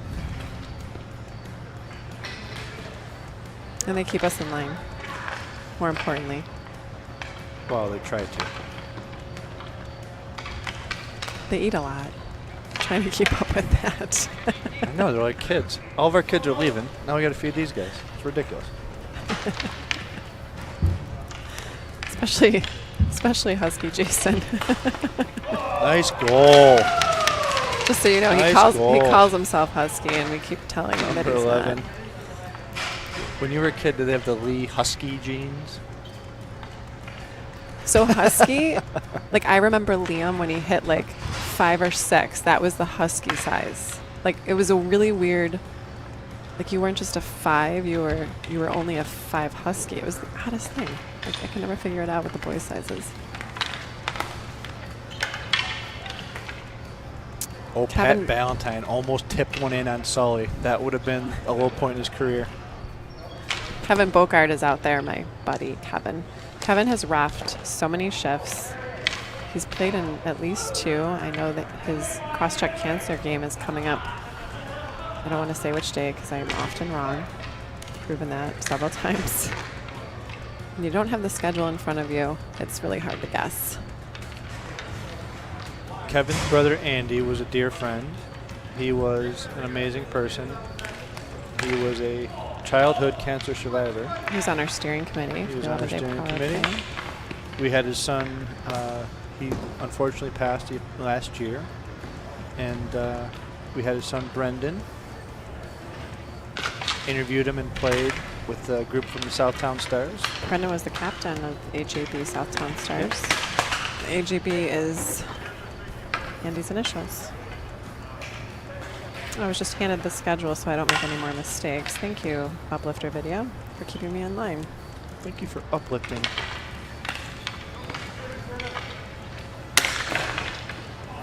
Oh, Larry Ralph tees one up.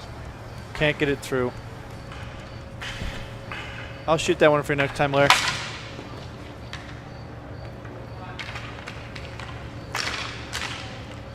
Oh, okay, so I mentioned Brendan Stewart goes down.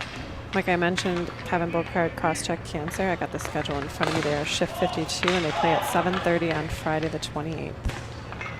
Our last Sounds Friday. Like prime time to me. Off the post. Nice shot. I heard that from over here. Yep.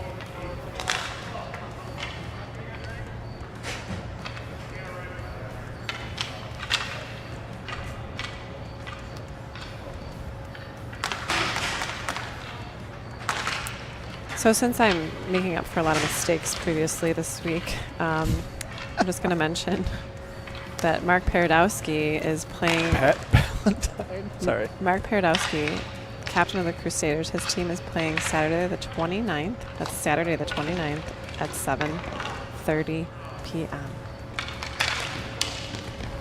Sorry for getting that wrong earlier this week.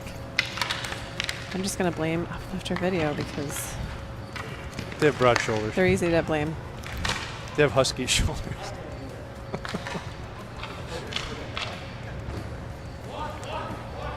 Can't wait to talk to my buddy Mike Schatzel a little bit later. Thin Man Brewery, 11-day power pills.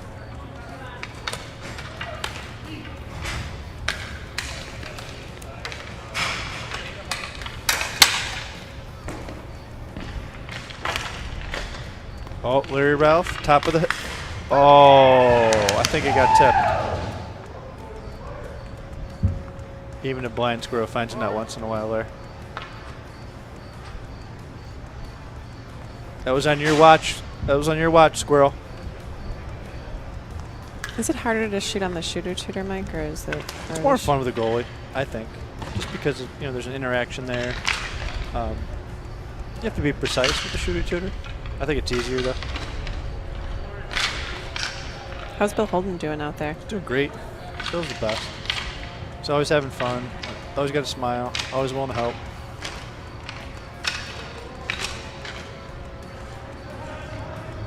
Brendan Stewart, new captain. He's having some fun out there. I like his socks. Those are pretty spiffy. He's right in front of the goal there. I can honestly say I did not know what a narwhal was. Narwhal. Narwhal. Narwhal. I can honestly say I Second didn't. time even this pronounced. Narwhal. Once again, corrected by the folks from Uplifter Video. Is that Mark Kuntz? Did you say he was out there earlier? So, yes. Someone's whispering in my ear that Narwhal was part of the movie Elf.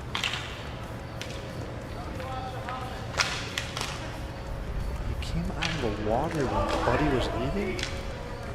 I love that movie, and I did not catch that reference.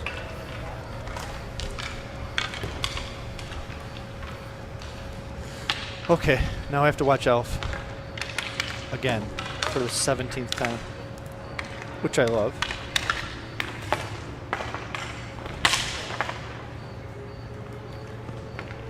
Matt Lowe on YouTube is asking where Petey is.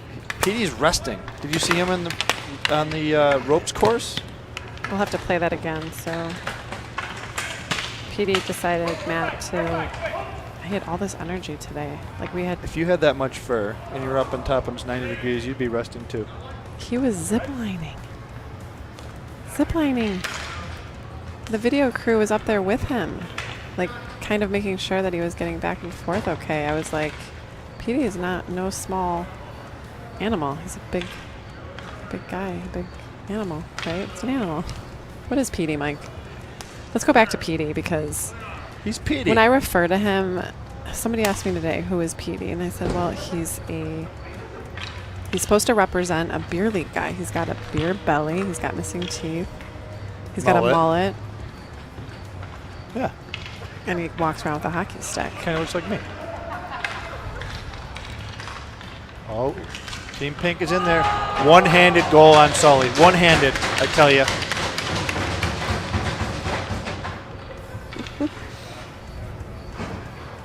That'll cost you, Sully. Wow. Sully's dejected. Ever since you put out the little competition there. Good game, though. 7-4. Oh, good shot. That's Corey. He's typically a goalie. He's filled in many times for the 11-day power play. Now he's playing out. Good dude.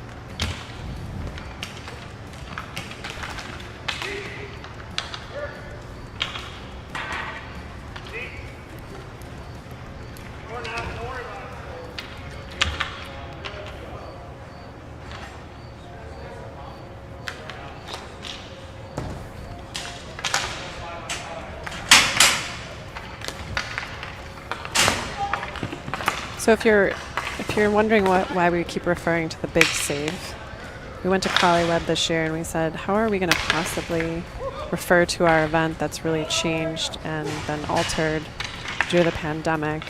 And they came up with the big save because we're still kicking, we're still playing hockey in a way, and we're still raising money. So instead of the community shift, it's the 11-day power play big save. And that's where the name came from. Thanks to our friends at Crawley Web. Always, always, always super creative. Can't wait to talk to Schatz soon. Mike Schatzall from Thin Man Brewery. I hope he brings us some beer. He'll bring us some pills. By the way, if you haven't tried it, it's for sale at Riverworks. Proceeds do come to the 11-day power play. It's a light Pilsner. It's easy to drink, which is the whole reason why we chose that as our beer, so that people would drink more than one. Aim, you should, when Mike gets here, I happen to play in a fantasy hockey league with him. How's he doing? He's in first place. Oh. How are you doing? I'm in third place. Oh boy. Out of 10, so it's pretty good. Pretty good spot to be in at the moment. When I say I mean Liam. Because Liam's my partner. So if you didn't see our interview with our son Liam last night, my friend Amy Gansey just sent me a message saying that she's in tears.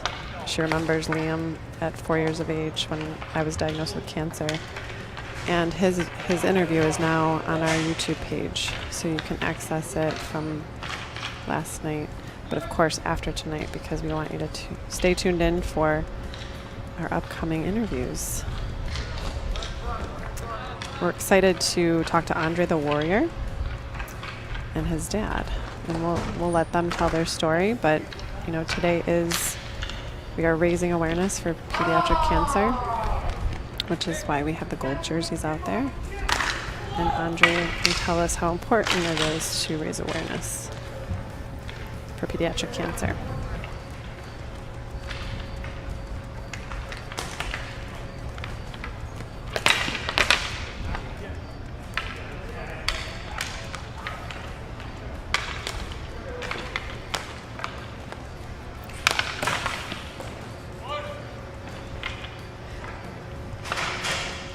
Fine. It's fine. I mean, I think we should do it. It'll give them time.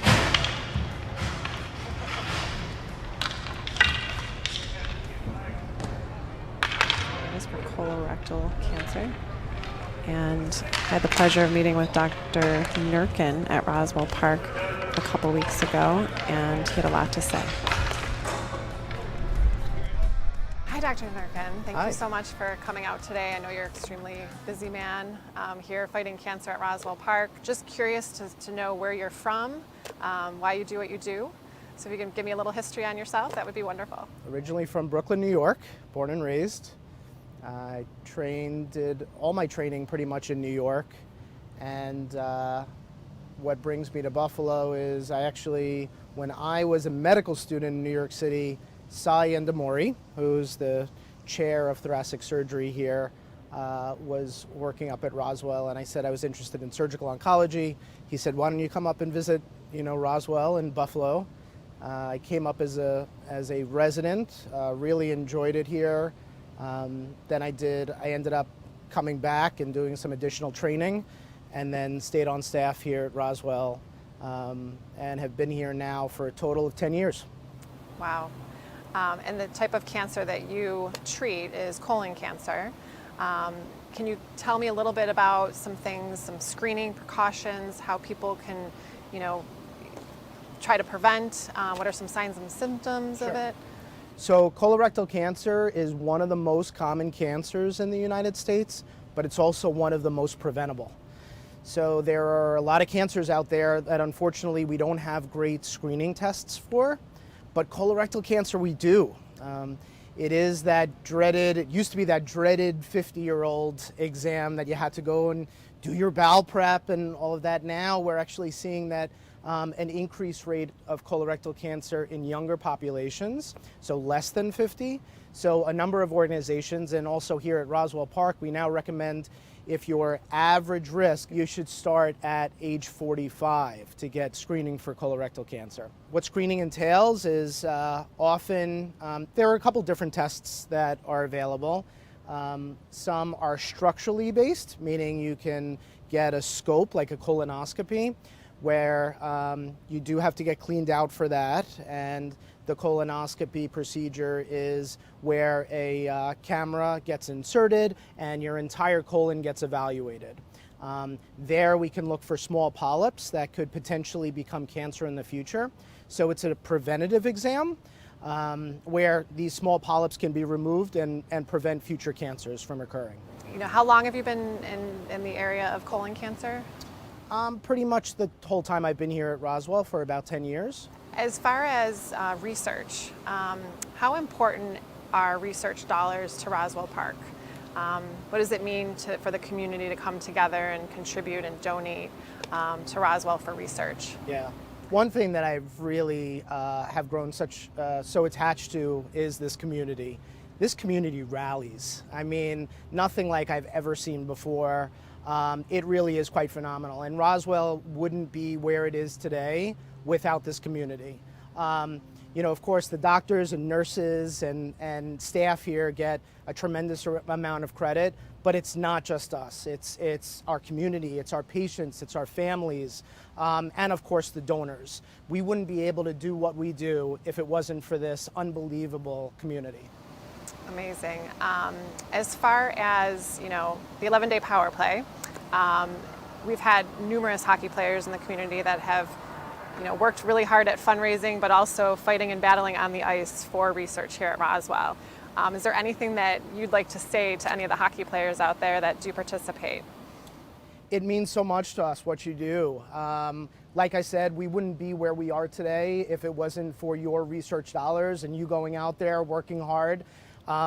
We try to work hard every single day, and we appreciate what you do for us as well. So Roswell Park just recently was ranked number 14 in all cancer care hospitals in the United States. How does that feel? It feels incredible. For us to be recognized on a national level, we see how our recognition and how much our community relies on us, and we rely on them every day. But to see that on a national level is just, there's nothing better. It feels great to be recognized that way, and I just look forward to continuing to work here and work with this community. It's just a blessing.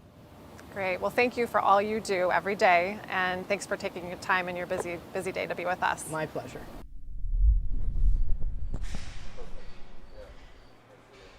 It was a pleasure talking to Dr. Nurkin a couple weeks ago. He was a wealth of information.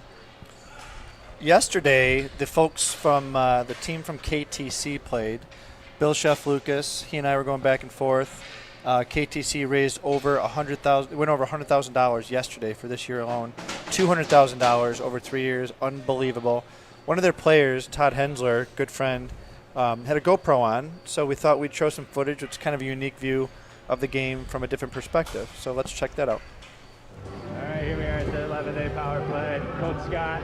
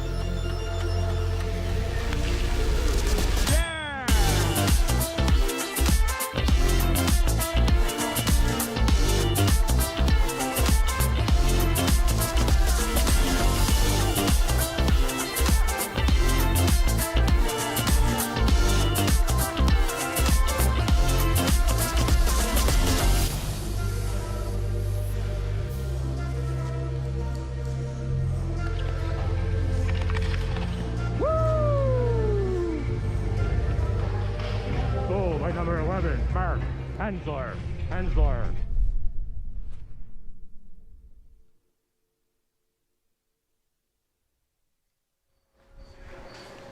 Thank you, Todd Hensler, for sharing that with us. And we've got some wonderful guests. We have Andre the Warrior and his dad, Rich. Thanks for joining us. Thanks for having us. Andre, how are you? Good. My gosh, you came to visit us kind of unexpectedly tonight to share your story. Thank you very much. You want to tell us a little bit about yourself, where you're from? Yeah, I'm from New York. What part of New York? I don't know. Buffalo. We played hockey and we played hockey outside. It's NHL 20. Nice. Oh, wow. So street hockey? Yeah. Ball hockey? Well, you came No, it's puck hockey. Oh, puck hockey. So outside. Outside. Okay. Well, you came to the right place because I don't know if you know this, but usually we have this event. It's called the 11-Day Power Play, and we play at a Harbor Center on the ice.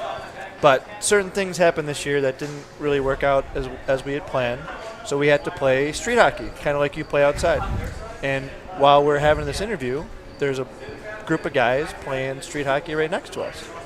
And we like to make fun of them and watch them fall and stuff. So, Andre, tonight, some of those guys are wearing jerseys that are the color gold. Can you see that?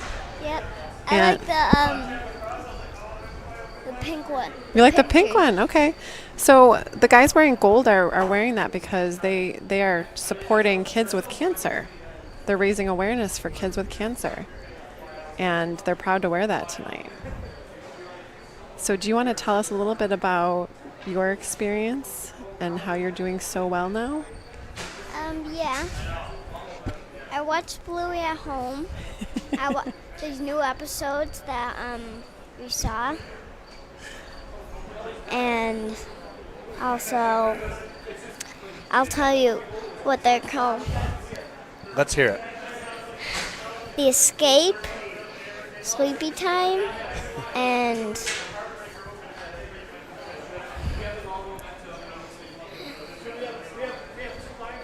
Is there one more? Hairdressers, Stumpfest. First it was hairdressers, then it was called Knits. Andre, can you tell us a little bit about Roswell Park? Yeah, I played video games there. I've got my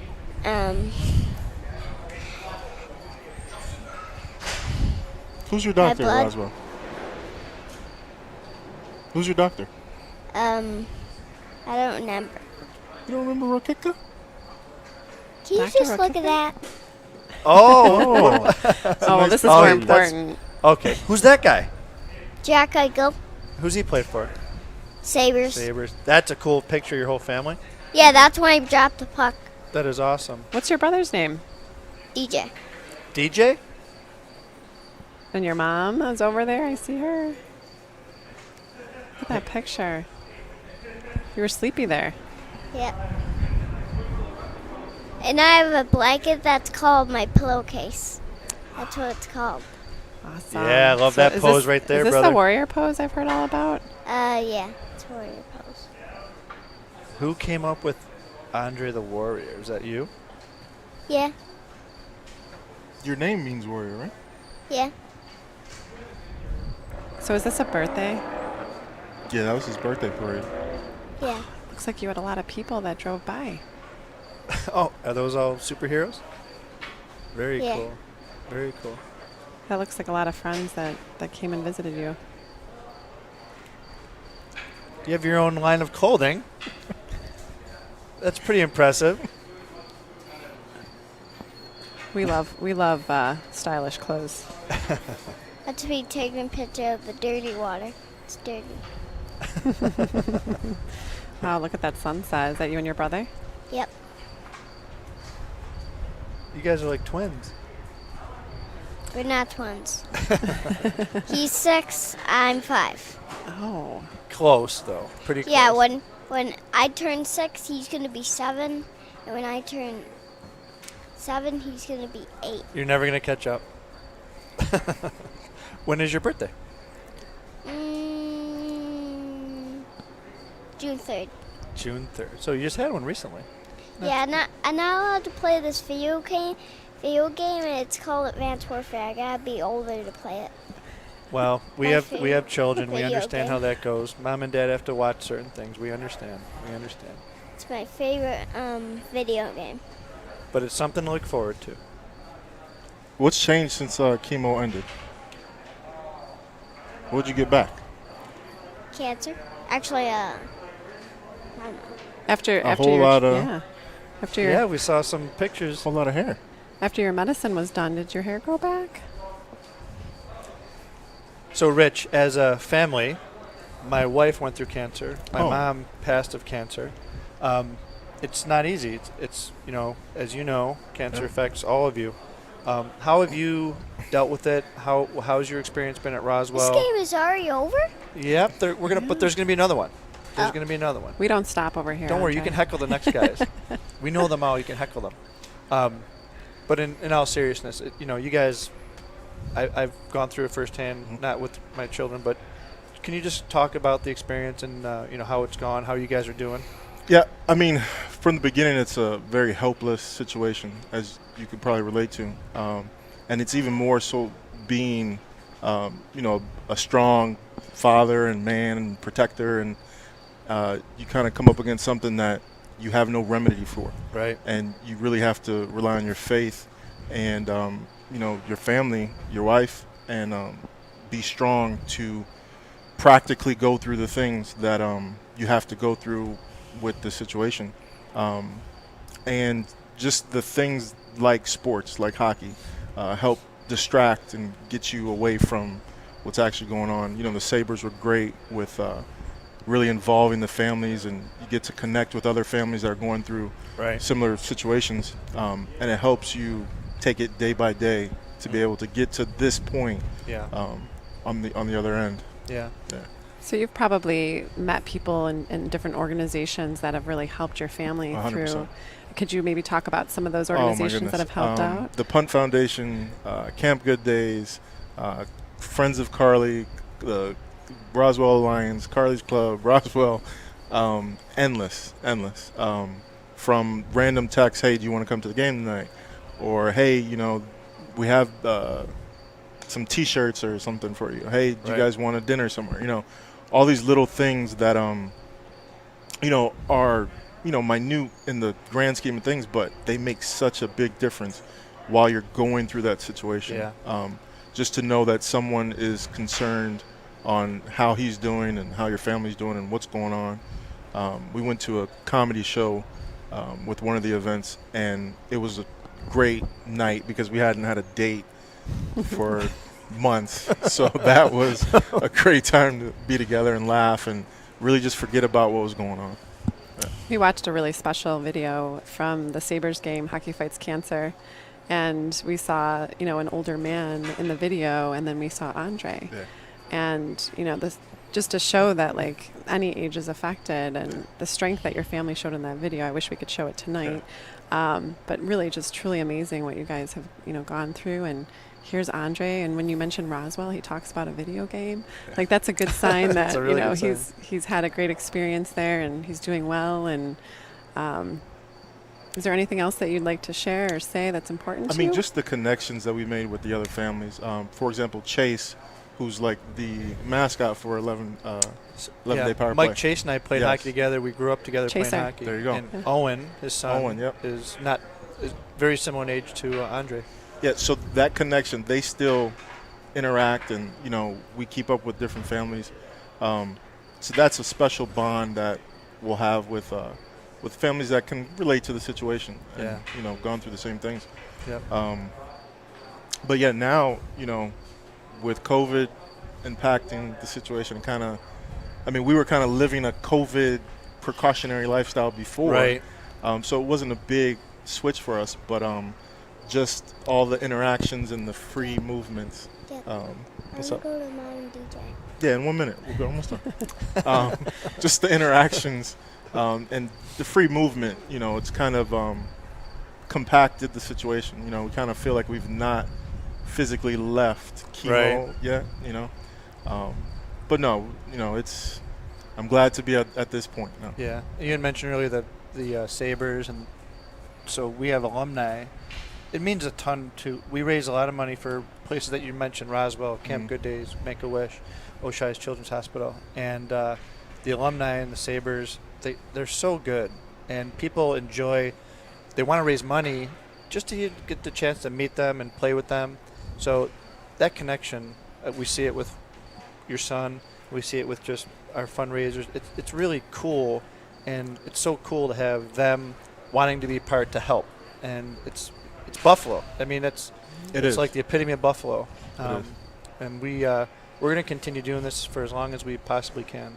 And it's really great to see this little guy, as healthy and happy and inquisitive as he is, because of places like Roswell.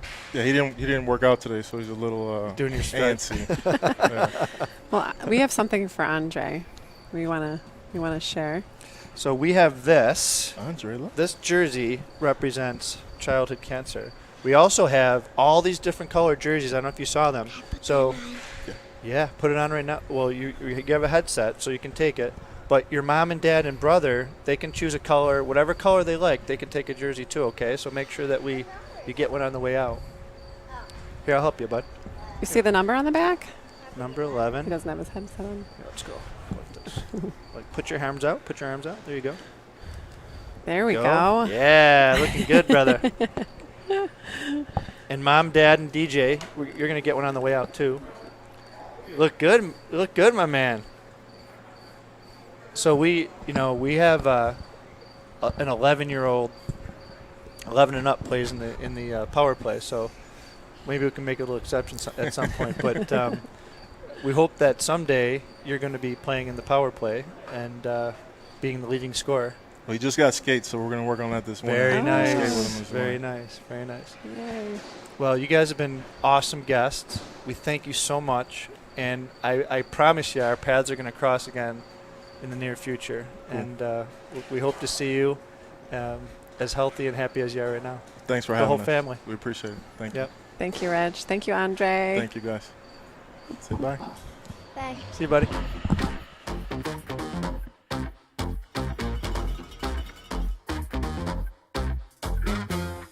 Rewind selector. Rewind selector. Rewind selector.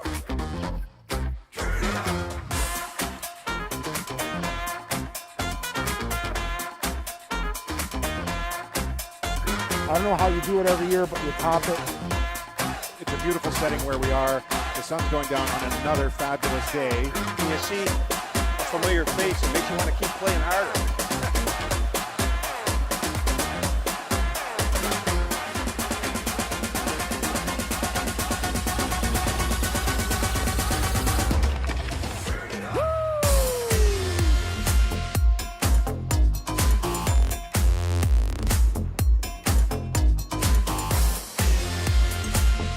First time playing, and it turns into street hockey. I'm a little worried about that.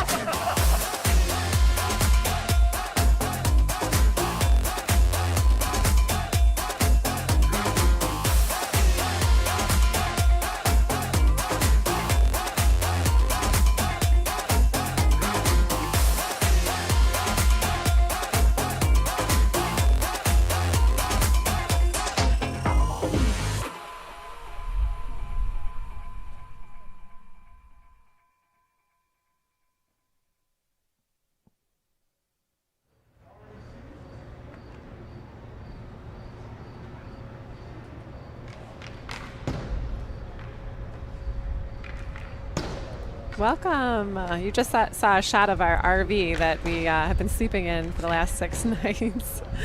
It's been awesome. It's super comfortable. It's got a lot of space. We use it as an office, but also where we sleep. And we thank Mantelli RV for donating that for us during these 11 days. But here we are at Riverworks. Beautiful night. We thank you for joining us, and I think we're doing pretty well with fundraising. We're And we almost. thank you for fundraising. We are approaching our $1.1 million mark. We're at about $1,074,000, I believe. So we're getting close. And of course, we could not do this without our sponsors. You know, our incredible sponsors, Clever Method, and then we have our Power Player sponsors as well.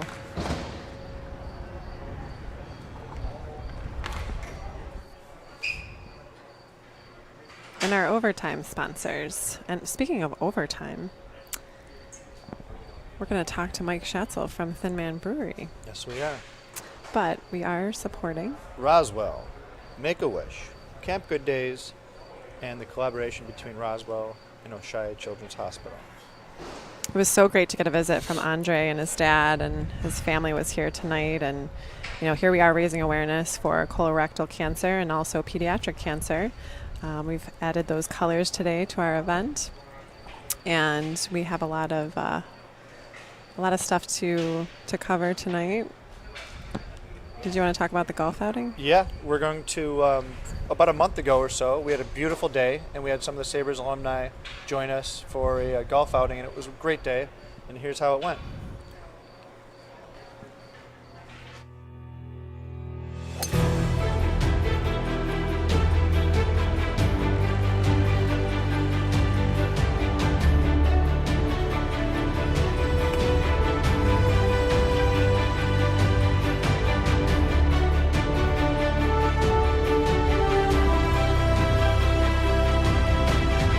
First of all, thank you most importantly, the 2 weeks that we put this on, we raised over $47,000. This group, the people that are here, raised over $25,000 in 2 weeks. So that's crazy. It's unbelievable. So thank you for that. Michael Pekka, Pat Coletta, Marty Baron, Jay McKee. These guys are going to be the team captains. A couple of you get stuck with me. These guys drafted, so they'll call out your team names. I'm going to start. So Mike and Nick Carl. And John Dolendorf, hopefully I pronounced that right. We got Mike Surdick, the ringer, the long driver, Dave Kaplan, and nothing but a good putter, Sean Gardner. I got Todd, Robert, and Nick. Where you guys at? Awesome. Bill Chef Lucas. Very good. Which he had to be the last pick. He had to be. Greg Belliot. And John McCarthy. We're going to play a kind of a classic scramble, hit the ball, play the best ball. I didn't smile on that one. Do it again. You guys, we really appreciate the fact that you chose this course today. There's a lot of courses in Western New York, so we are very happy to have you and host you here today. After these guys hit, you guys can play away and have fun. Perfect weather.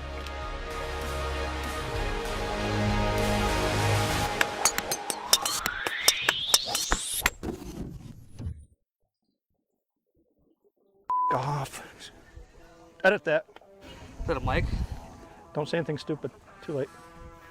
If it don't feel right. Don't start feeling guilty until you lose your third ball because you got 3 for free.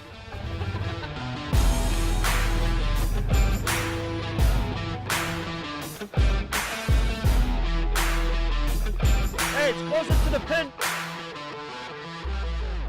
If I were to guess today, Team Pekka is for sure going to get the W. He takes golf to a whole nother level of seriousness. Marty, he's got to be horrible. Jay, he's worried about just making fun of my short shorts.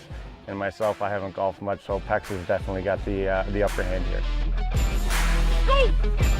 Oh, yeah! Carter's closest to the pin as we speak.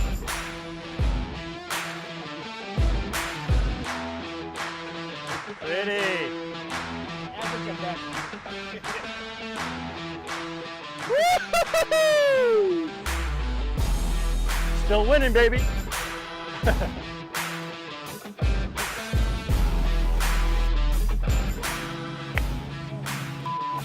right. You gotta do this.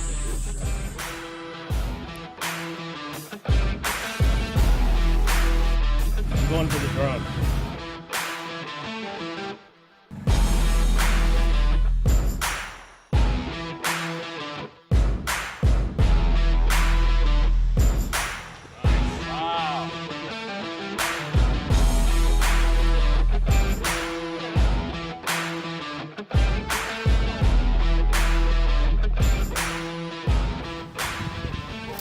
The hole, you would have been real close.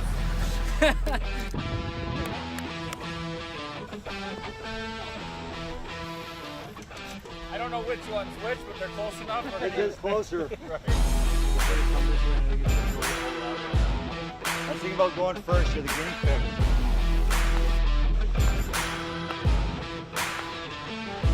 Something have our official score? I would have put it in.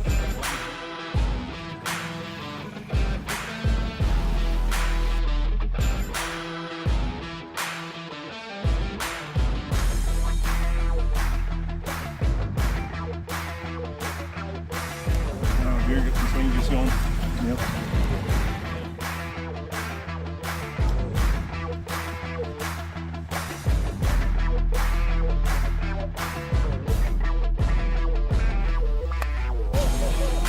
I didn't want to hit the drone, right? And I decided to keep it low. Oh no! Oh no! Crowd pleasing.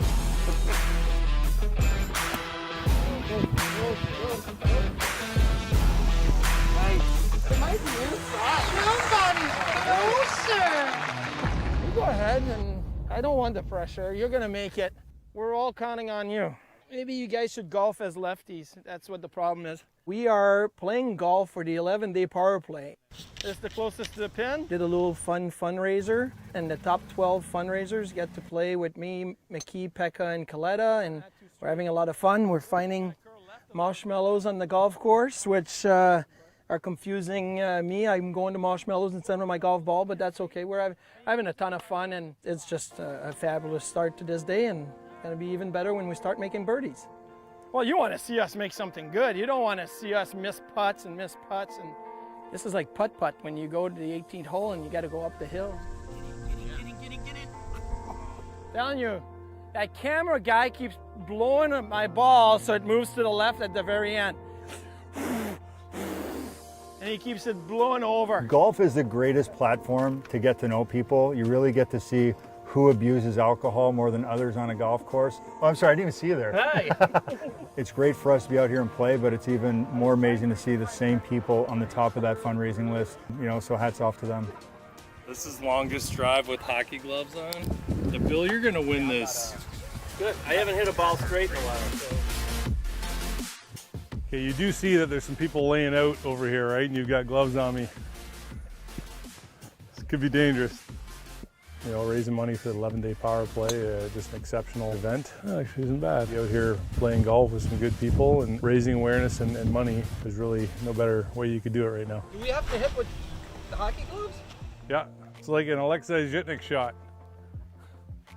You have no idea where it's gonna go. Just a little wide. A little wide, a little high. A lot of good shots and a lot of bad shots, but that's usually how golfers like us are. It's not that bad. I love it, Mom. It wasn't a bad shot. Let's go. Boy, oh boy, oh boy.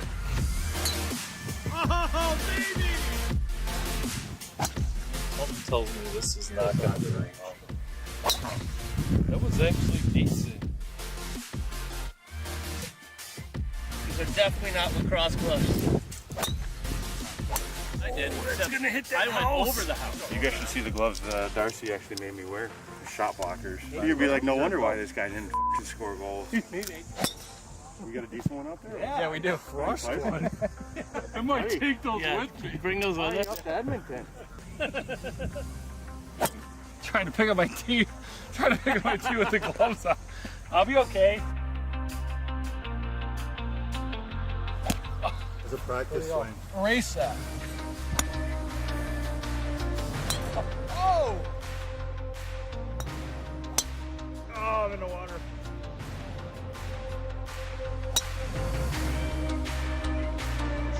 I did. It's on the right side of the fairway.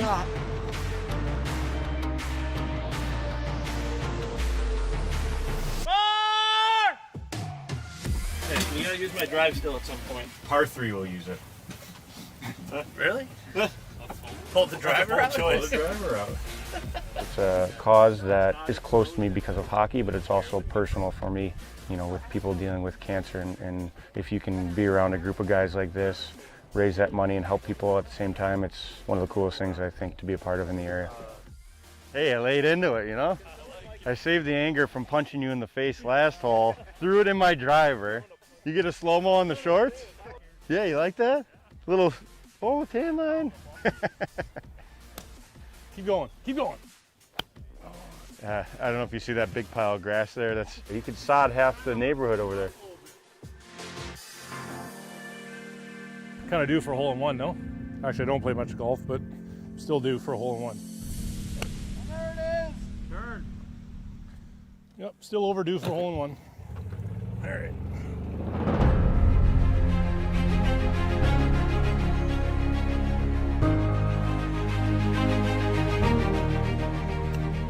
Oh, look at this kid. Oh, yeah.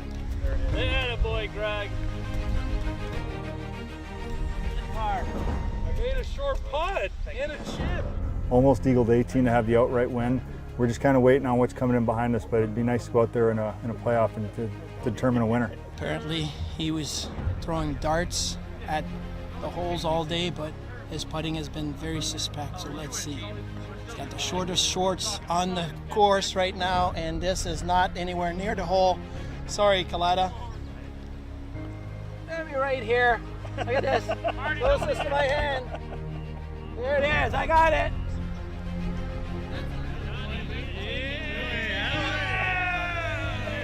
Team Coletta is number one.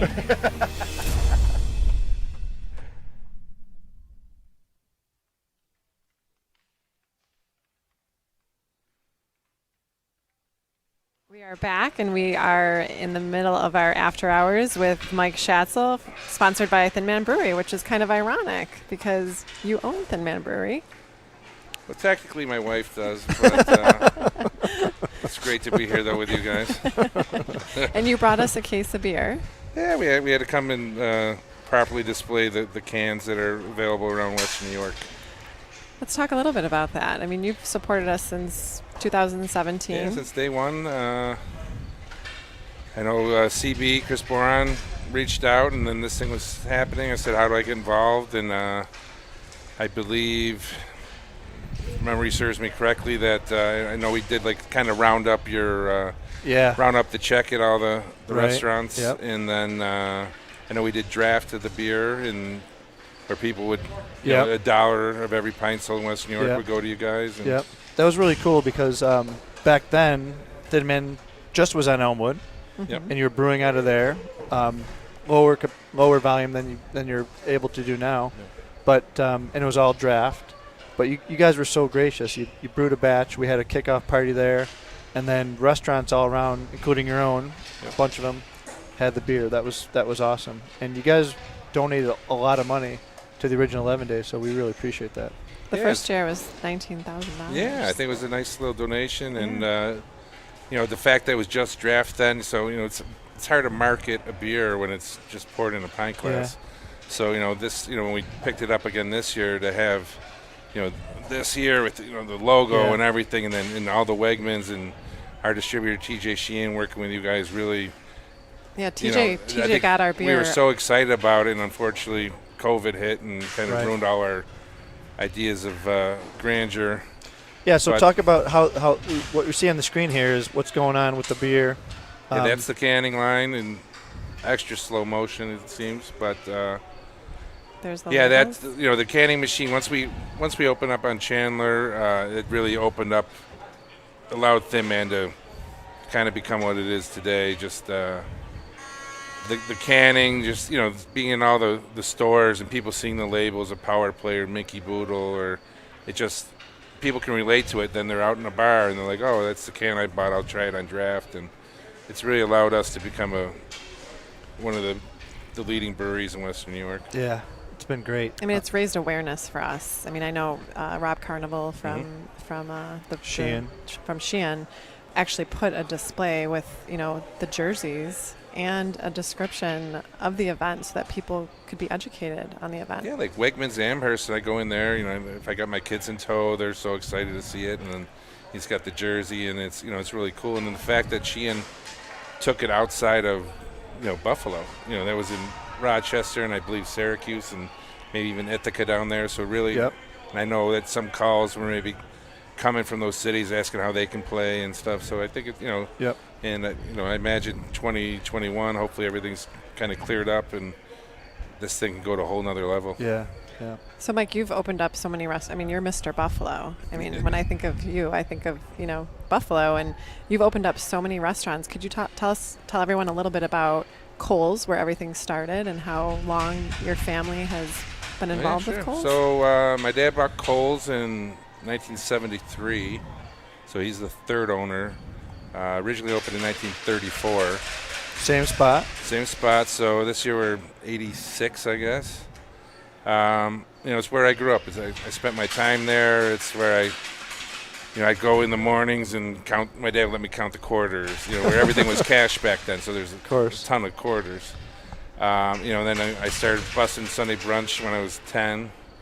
You know, and then I washed dishes. Then I was a busboy, and then a bartender and bar back. So I've done it all, and that kind of just instilled me the love of the restaurant business. You know, from there, you know, I always felt I was kind of under my father's shadow. You know, it's like Kohl's is great. You know, you're doing He's a big great. personality. Yeah, and it's just like, well, you just open up. You're just kind of doing what your dad started. So I felt the need to kind of do my own thing. So from there, I did Blue Monk, and which I think changed the. That was one of the first, really the first place that went, whoa, this is cool, this is different, and your fingerprints all over that. Yeah, Blue Monk changed beer forever in Buffalo. You know, shortly after that, you know, you had Flying Bison there. People were sort of into craft beer, but not crazy yet. But this was 2010, and then that. But the cool part about that, before we go on, you go to Belgium and Germany. Like, you weren't just buying beer from a distributor. You were like going to these places, meeting the people brewing the beer, and bringing it back and having like real stories and the history of the beer. So that was genuine. Yeah, I jumped in full beer. Like, once I kind of figured out, like, Coles is where I started it. We used to have 10 draft lines, then 12, and then 20, and then when I just started, I remember I put the first IPA on ever, and it just started selling Harpoon. It just started selling like crazy. I'm like, I think I'm onto something here. And then I just started adding draft lines up to 36, and I remember an old-time Coles bartender, Joe Lang, he's like, you really want me to charge $8 for a glass of beer? And I'm like, yes, I do. And then, like, we had this group, this is Delirium Tremens, I don't know, it's 9% beer, and these guys started figuring out they were getting pictures of it for $45. And he was like, I'm blown away. He's like an old school. Right. Rest in peace, Joe. But it just started really taking off, and then I felt that people wanted that kind of, Delirium or Chimay, these like kind of high-end Belgian beers 24/7, but they didn't really want to deal with the craziness of Coles on the weekend. Right. It got a little younger and, pretty wild and rap music or whatever the hell was playing. Right. But so then I went to Amsterdam with Charlie Goldman from Third Room and Third Room fame, and then I found this awesome bar called Gollum in Amsterdam. I'm like, I'm opening this in Buffalo, and then that's where Blue Monk came from. Yeah, it was awesome. It was awesome. And so you had Blue Monk, and then, I mean... From Blue Monk, then I teamed up with Jason Davidson to open up Liberty Hound, and which has been, for kind of the first thing, we're down in Canal Side, sort of, down here, at least on the water. Mm-hmm. And I didn't even know what Canal Side was until I opened Liberty Hound, so they're like, oh, it's right by the Naval Museum. I'm like, I knew where the boats were. I didn't know that there was a museum there. So that obviously has been huge for me, for Buffalo, and for Canal, and that really kind of brought a ton of people down to Canal Side. And we have a connection because after we broke the world record for the longest hockey game at like 7 a.m. on a Monday, we opened up for you. Mike calls me and is like, bar's open, it's all you guys. So we all marched over there. Dragged over there. Great memories. We spent the day. It was a great day. It was a great day. And it was hot, and it was a gorgeous day like today. Nothing better than that patio on a beautiful day. Yeah, yeah. So that was Liberty Hound, and there's been a couple others. Yeah, from Liberty Hound, I think I did, and Morpat and ABV came in, Ellenberger Venture. Those kind of, I think Morpat opened in right around Thanksgiving, and then ABV opened up the day before the St. Patty's Parade. So such good burgers at ABV. My gosh, the best. Yeah, that's Dino DeBell, my partner there. He just unbelievable, just such a talented cook, and he just runs that place. We drove by there last weekend, and it was packed. It was like Sunday afternoon. Yeah, it was like brunch time. Packed. Like a brunch. Yeah, I think ABV's like the one. I'm sure there's a couple others, but the one spot that hasn't skipped a beat. We since COVID hit, we never did to-go burgers before that, and then we kind of figured out a way to. Yeah. And it was just nonstop all day selling burgers to go. So now we're back open, and we've kind of adjusted things a little, changed the dynamic of the kitchen in order to do on-premise and to-go burgers, and it's really done well for us. I commend you because Amy and I, one Sunday afternoon, it was during COVID, everything was shut down, kind of getting back, and Coles was able to sell some cocktails out front. You remember this? Yeah. And we show up, there's Stacy, you can talk about her in a minute. There's your sister serving drinks. We walk in, your brother's there serving food. I walk in the kitchen, and you're cooking food. So the three of you are back at Coles because you had to be, right? I mean, that was not an easy time. Yeah, a couple shifts. It was me, Dave, and Stacy in the kitchen. And it was, it's kind of weird, but we at that point you have to, it's Coles is what we're about. That started us off, and Dave, I guess would have been 12 when my dad bought it. I was a newborn. Stacy wasn't even around yet, and that's where we all cut our teeth there. So that's if I had to pick any place, that's the place I love the most, and it's where I grew up, and it's where I I'm remember sure ladies' night. I'm sure Tuesdays. you guys may have had some beers once or twice before you're supposed to, back in the day, and it's kind of it's a different world now, but it's everyone went there. And I go away to college, and during Thanksgiving or Christmas break, you go to Cole's, and everybody goes to Cole's. Everybody from Narden and Nichols and Joe, everybody would be there, Yep. and it was great. Yep. So that's. We're on YouTube, so if anybody out there wants to ask Mike Schatzel a question, feel free to ask it. So speaking of family, I've known you since, before high school. Yeah, when Stacy. I played basketball with Stacy, and I went to Canisius camp with Sarah. And you played basketball, and you played for University of Rochester. Yeah, and Johns Hopkins. And I was playing at Buff State, and we crossed paths. Yeah. But we've known each other for quite a while.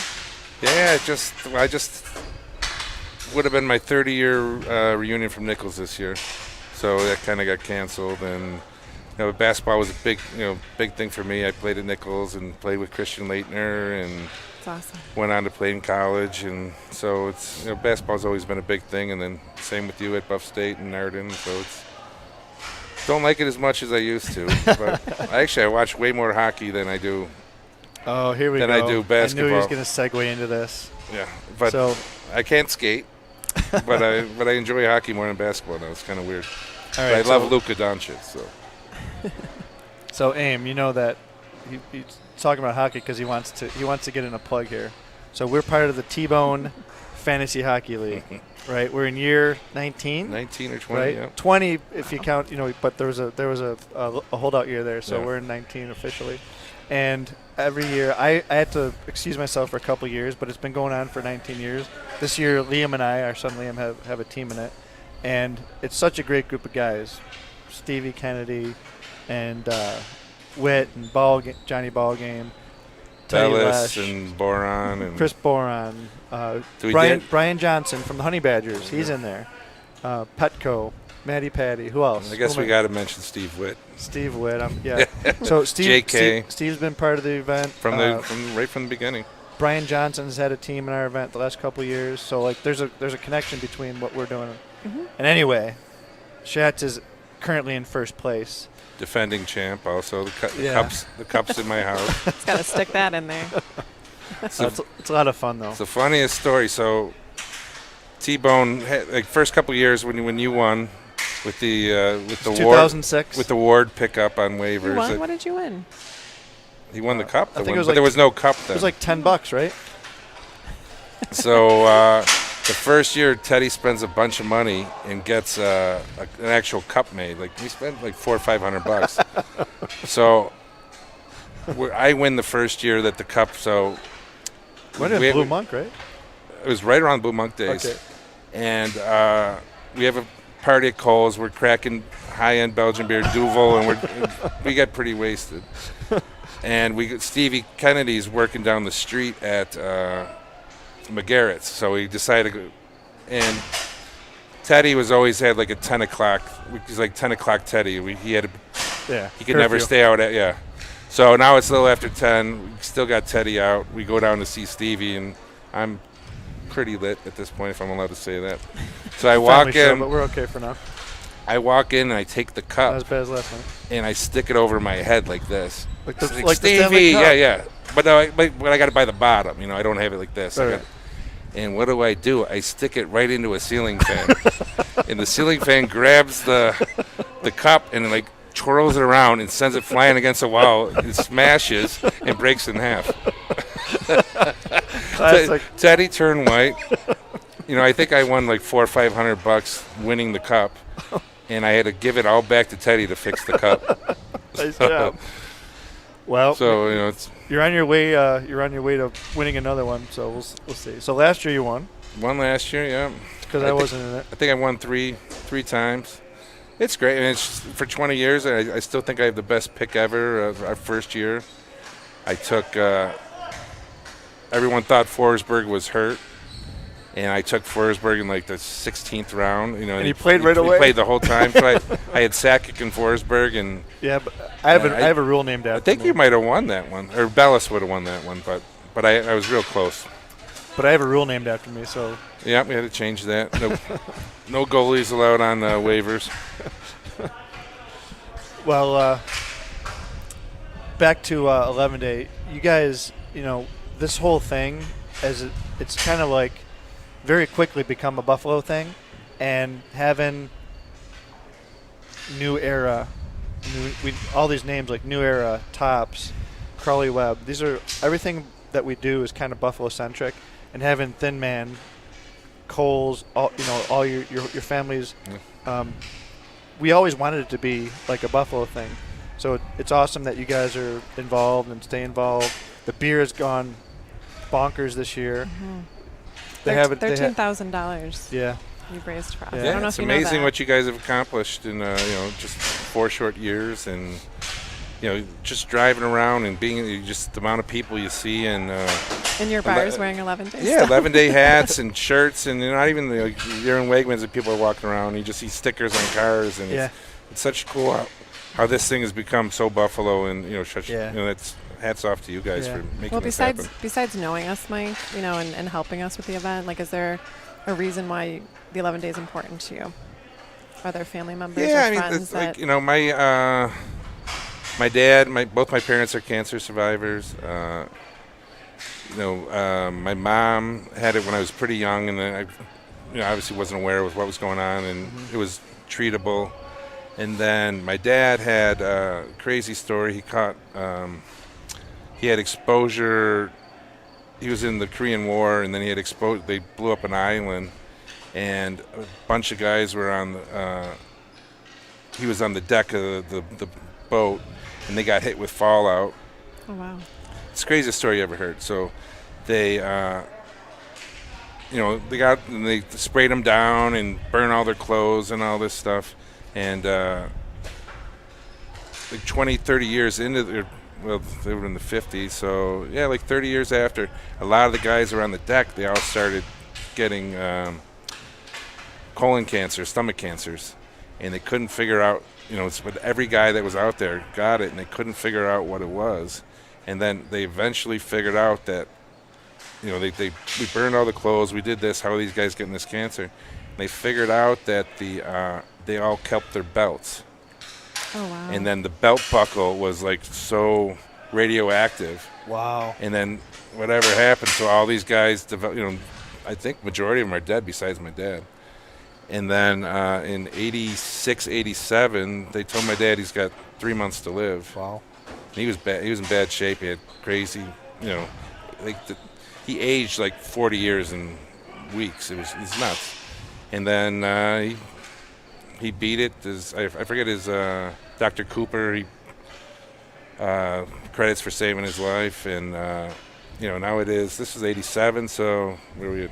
33 years later, and he's still here. So it's it's pretty crazy. And then CB's Jen got Chris's sister had cancer, and an ex-girlfriend of mine, Marcy, she had a really bad case of cancer. So there was a lot of people that I'm close to that.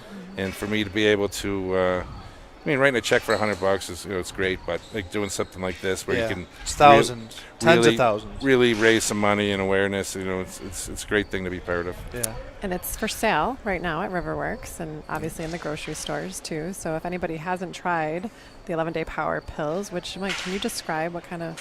I can describe it, but you probably do a better job. Yeah, it's like a very clean, crisp, easy drinking pilsner. We kind of went for, IPAs are so in right now, but we thought we'd hit a broader audience with a lower alcohol, more easy to drink.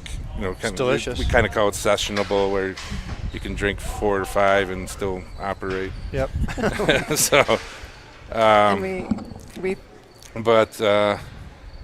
just thought that was and Rudy's been our head brewer Rudy's this guy puts hours in, you don't believe, and he doesn't complain. Well, he complains a little. Well, but don't we all? maybe a little. He let us come in and watch it all. But he's an animal, and he's so talented, and we're so lucky to have him. We brewed with him in 17, 16, whatever, when we did the first batch. Yep. And then he was still there when you guys moved to Chandler Street, and that was awesome. And Well, he explains everything. We had our top fundraisers at the time come in and brew this beer with us. Yeah. And Rudy explained it all. And, you know, they even dumped the hops. I mean, he'd probably be able to describe it better than me, but they were actually able to put the ingredients in. Yeah, that's like when you do like a beer with people, you know, it's like the ultimate photo op, you know, everyone smiles and they got the bucket of hops. Yeah, and I brewed this beer. Yeah, and that's like when I do these, if I'm like with a collaboration with another brewery, I don't know anything about brewing, like very little, you know. So Rudy's basically probably forgot more about beer than I know. Yeah. But I know brands and breweries and stuff like that. Mm-hmm. But it's such a cool thing to be a part of, you know, and everyone loves holding that bucket, you know, and right. Dumping it in, and you know, but you know, to have friends, you know, that aren't in the industry and be able to do a beer like this for people and for such a good cause, you know, we're so happy to be a part of it. We had several 11-day power play original 40 in Riverworks the other night, and I turned around and there was like this, but they were all empty. Yeah. There was like of course, 3 Boron of these. was there. Yeah. I know Greg Bigliotti just chimed in on YouTube and said that he's had several. Yeah. Oh, a couple. couple in quotation Yeah. marks. So we know what that means. Couple dozen, yes. Yeah. Yeah, so where do we go from here? Like, so we are going to finish out this event on Sunday, and then, I mean... Only 5 more days, Mike. I know. This that beer looks like a very comfy place you're sleeping in over there. Well, I'm excited to have this at night. Yeah. I think we're wrapping up the last few cases. I know that these guys Riverworks bought a bunch of cases. Yeah, thank you, Riverworks, for the support. Yep. Because they brew their own beer here, too. Yep. So and get the collectible can if you haven't, because once these are gone, from what Rudy was telling me, we're down to like the last few cases. Yeah, I think it's with getting Riverworks on board, which has been huge for us. I don't think there's much left at all. I love how you guys. It's a really interesting industry because you guys all know each other. In a way, you're competitors, but in a way, like you collaborate all the time and you talk to each other. It's a very everyone helps everybody out. It's very interesting. You know, it's relatively a jerk-free. You know, it's not the word I was looking for, but a nice guy environment. Yeah, you know, everyone helps each other. You know, and if it's, hey, I'm short on Mosaic hops, can you help me out? And somebody just get me back when you get them back in. It's really, you think it would be. I mean, it's definitely competitive. You want to have the best beer out there, right. But it's. You know, I'm very friendly with you know, a lot of the other brewery owners, like Jeff Ware and I are really good friends. So I see Community Beer Works like on your menu at Kohl's, for instance. Yeah. I try to support all the local breweries, and it's CBW, 42 North, Flying Bison. They had the Rusty Chain launch at Kohl's, and you know, it's pretty much never come off the taps. You know, there's so many good breweries. Pressure Drop coming up now, and I know I'm going to forget a couple. Big Ditch is a monster. Right. You know, you got little places like Brightside with the tap room that was great for Williamsville, and anything Froth. new? Anything new you see coming down? Like I know I've seen some distilleries, and I've seen some like vodkas and gins come out. Anything new that you see coming down the pipe? Just on the way here, I never even heard of Hartman's Distillery, and that looks gorgeous. Yep, right next to Resurgence. So now I'm gonna have to go check that out. And unfortunately, as a guy in beer, the thing that the seltzers are crazy. So you know, you're seeing what I'm seeing is a lot of breweries that I actually have a lot of respect for are starting to make some. And the big boys, are, like the Bud Lights of the world, are starting to make seltzers, which is interesting. Yeah, I don't know. Hopefully that's not going well for them. But, you know, Truly started, you know, I think Truly and White Claw were the big thing. And, you know, we brought it in, and it's crazy what that has become. And when I started seeing, like, my buddy owns a brewery called Stillwater, and I got a ton of respect for, and he made them. I'm like, well, if Brian's making them, and maybe... He's out of town, right? I think I met him at some point. He's, he was kind of like a gypsy brewer, so he has somebody make his beer. He lives out in, he was in New York City, now he's out in Seattle. But we met at a Sabres game, that's what it was. Yeah, he's an awesome guy, and you know, he specializes in beer that people don't want necessarily buy as much anymore, like Saisons and Belgian styles, but he's switched gears and makes amazing IPAs and these seltzers, which some of them I wasn't a big fan, and I actually tried some of them. They're actually pretty good. So. I like them. Yeah. So what is So next? Morgan Haddich, remember Morgan? Oh yes, Morgan. She's a sour girl. So what? One of our captains. She's a Buffalo police officer, Morgan Haddich. They played earlier. She wants we to asked know. her She if wanted she a liked- request. yeah. What type of sour? Well, we asked her in her interview if she liked the 11-day Power Pils, and she was kind of like, well, yeah, it's Not just a my thing. Pilsner. Yeah. She's like, we really want like a sour beer. And I said we would ask. They were all maybe, about it. Maybe next year. Well, Minky Boodles are that's our #1 selling beer, and that's a raspberry sour, and that's we make so much of that at this point. We just had to buy additional tanks just Really? to keep up for the demand. And Chandler Street, you make it? Chandler, yeah. So if you like the original brewery on Elmwood, that's a 15-barrel tank, right? That we brew into. Now we have tanks that are 150 barrels. 10 times. So 30, yeah. So we have a 30-barrel brew house. So they have to make Minky 5 consecutive times in order to fill that. So that's like a full day. Wow. Day thing, and that's it's crazy. And you can't keep up. No, and we just opened. So we just opened. We're starting to sell some beer to Colorado. During COVID, we've opened up Colorado, DC, Virginia, and Florida. Wow. So it's really taken off, and Philadelphia area is doing great for us. We just opened in Pittsburgh, and we should be opening Massachusetts in the next month or so.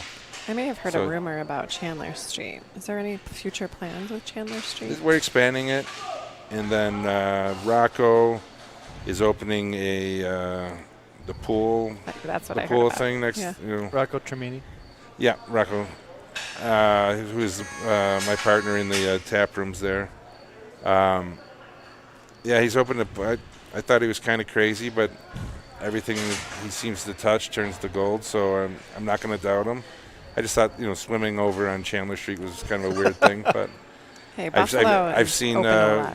Ben Siegel does all the drawings and everything. Very talented guy, and I think it would be the first thing like that in Buffalo. And I remember when I opened Blue Monk, and a friend of mine, Larissa, came up to me and she's like, I feel like I'm not even in Buffalo when I'm in here. And to me, that was such a cool thing because I wanted to kind of bring right outside Buffalo to Buffalo. And, Yep.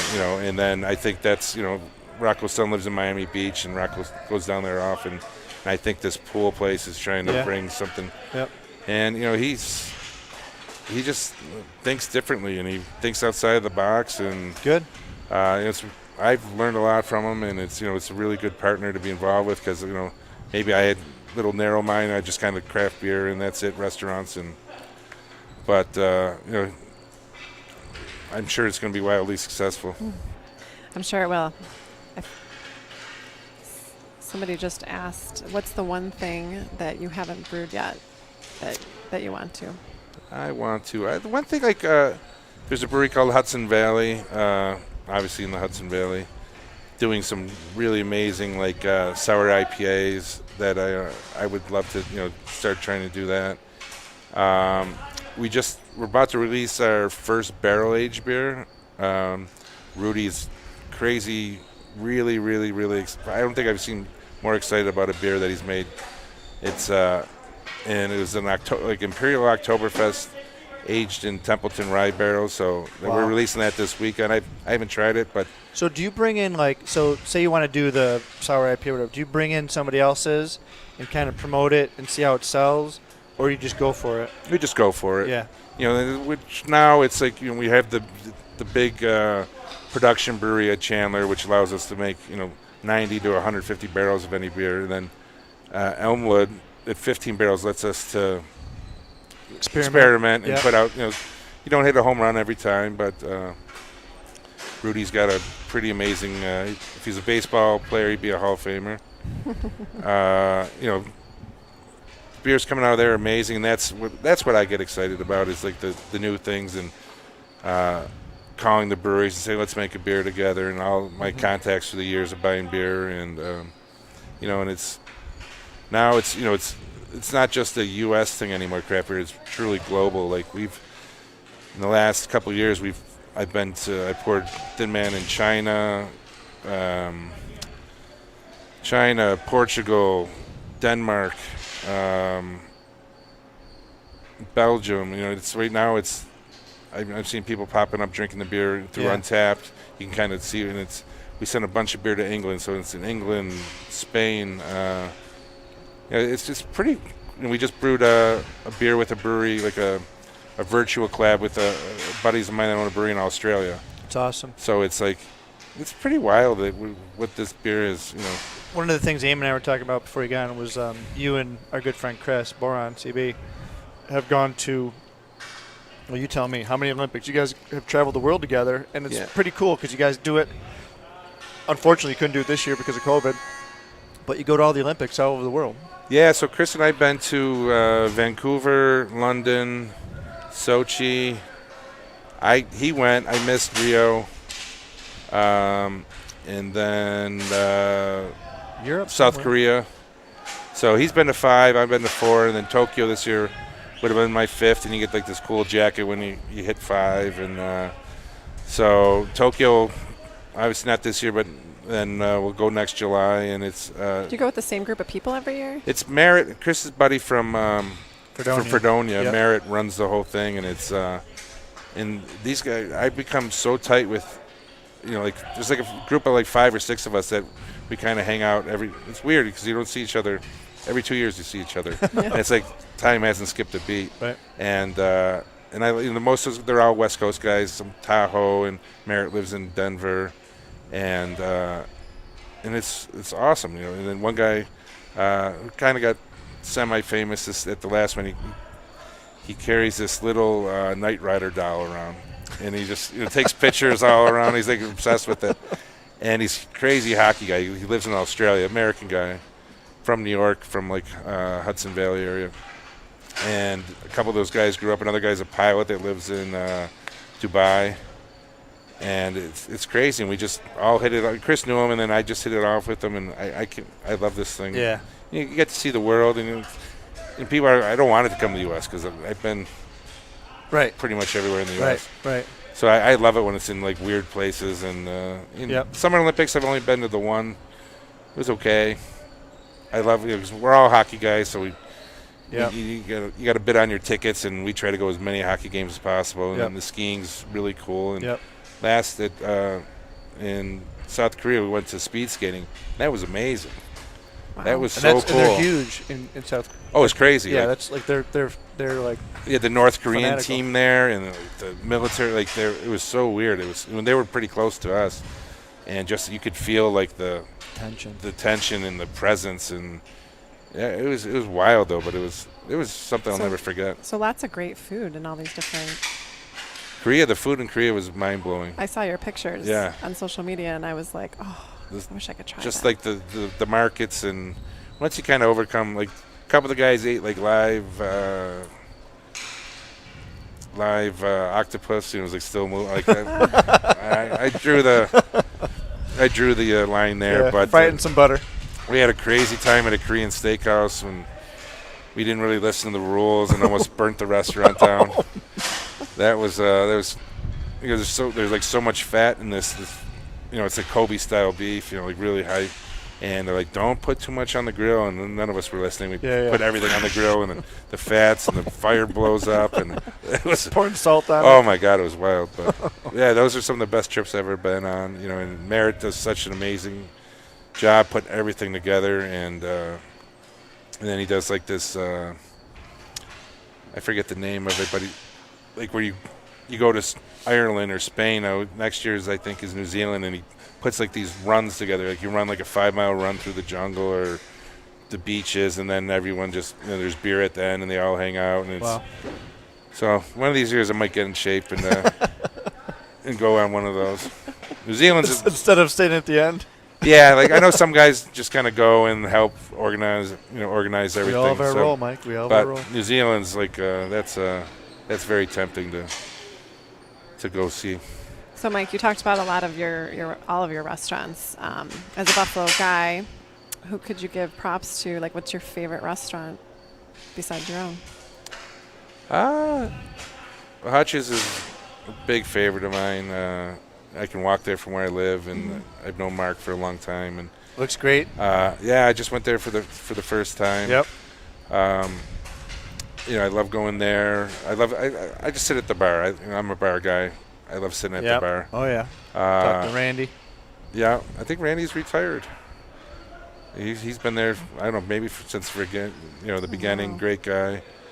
I love Toutant. James does an amazing job. He's just eyes for details. I love going there. You love New Orleans. Yeah, New Orleans. I got married in New Orleans, and it's close to my heart. Been to the place down the road on Chandler? We haven't been there. I have not been to Waxlight yet. Usually, when the place opens, I give them a couple months to. I'm sure that place didn't need it for the all-star cast they have there. Yep. To get everything in order, but I usually give them a couple months to figure everything out. Well, I think we're gonna have to have a date there. Done. Sunday. And I still like. I love going to San Aceros. Love San Aceros. Love it. I'm a Red Sox guy. Sinatra's, I think, is amazing. Sinatra's right around the corner from our house, so we're there a lot. Yeah, I mean, I love Veal Parma and the artichoke franchise there, and Mike Sinatra's just like so talented and knows what he's doing. I love sitting at the bar there too. I haven't been to Wings. Best wings around. That's a tough one. I love mine, but Cole's is awesome. I think I love Cole's. You can never go wrong at Cole's. I think all my places at Wings, Morpat is the best wings. Really? Of all my places, I think. What's the trick there? Why I don't know. different? Were they small places for whatever reason? Yeah, it's we brine them in beer there, so we're small. We don't go through we'll sell in a day there what we might sell in a half hour at Cole's. Wow. But you have the time there to properly rest. When you take them out of the fryer, you can let them sit for a minute or two and crisp up, and then do sauce. Cole's you got 3-4 burgers and a chicken sandwich waiting on the wings, and you don't really have. Sometimes you don't have the ability to properly let them rest and crisp up. Out of the fryer into the sauce. Get them out, and aside from it's hard not to say bar bill. I know. That's one of my favorites is Kelly's Corner. I haven't had those. It's a rub. It's a classic. G. McCarthy's. I love their Schmitty wings. Same with Tommy Cowan's over on at 40 Thieves. I'm a big fan of theirs. I haven't been to 9/11. The owner of 9/11 just died recently. Yeah, I just saw that. Yeah, I never met him. Some of the big Elmo's places that people talk about. I think there's the place in Hamburg. Mimosers, and then another one that sells a lot of craft beer. I can't think of, but and then Ange Canna and Jay Pasquarello, their restaurant, not wings, but Lucia's out on the lake. That's I don't get out there enough, but that food is amazing, and it's just it's in Hamburg. I can't go there. And you think about it, it's it's not far. You hop on the and highway. Had some good fortune with Dose. Dose on the lake with they have a huge patio, and after COVID allowed things to open, they had enough space to have some nice really spot on the water. Yeah, and Ange and I have been friends since probably 88 or 89. Who doesn't know Ange? Yeah. Everyone knows Ange. So, there's a lot of people doing great things out there. And your favorite thing to do with your kids? You've got 2 beautiful children. I know you spend a lot of time with them. Cole, I love. He's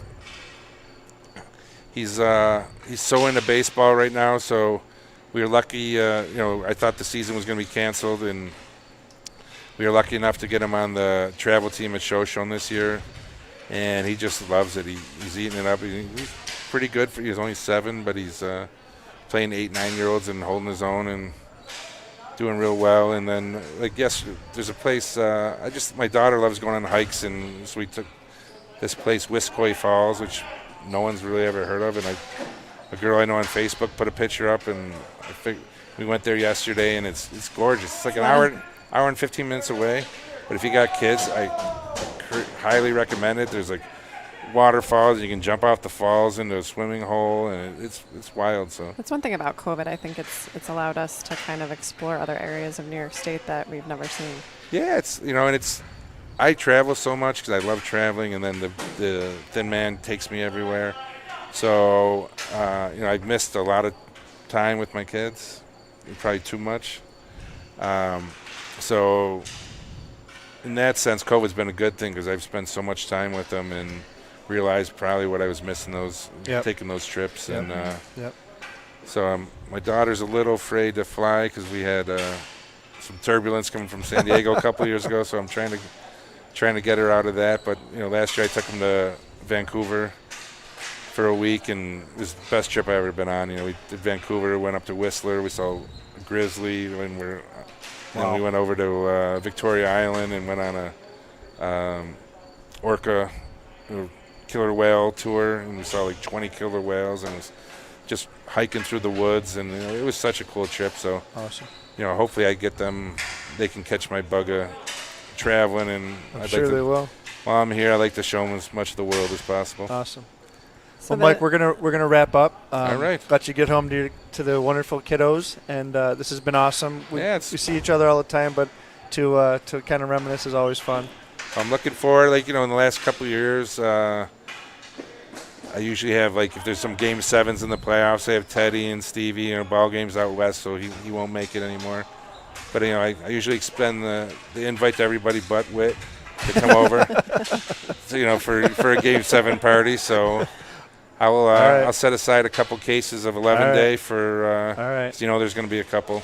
All right. Well, thank you for bringing us the treats. Yeah. We'll enjoy those. Thanks for having me. It's been great. Thanks Mike. Michael. All right. Great Cheers. to see you, brother. Great to see you as well.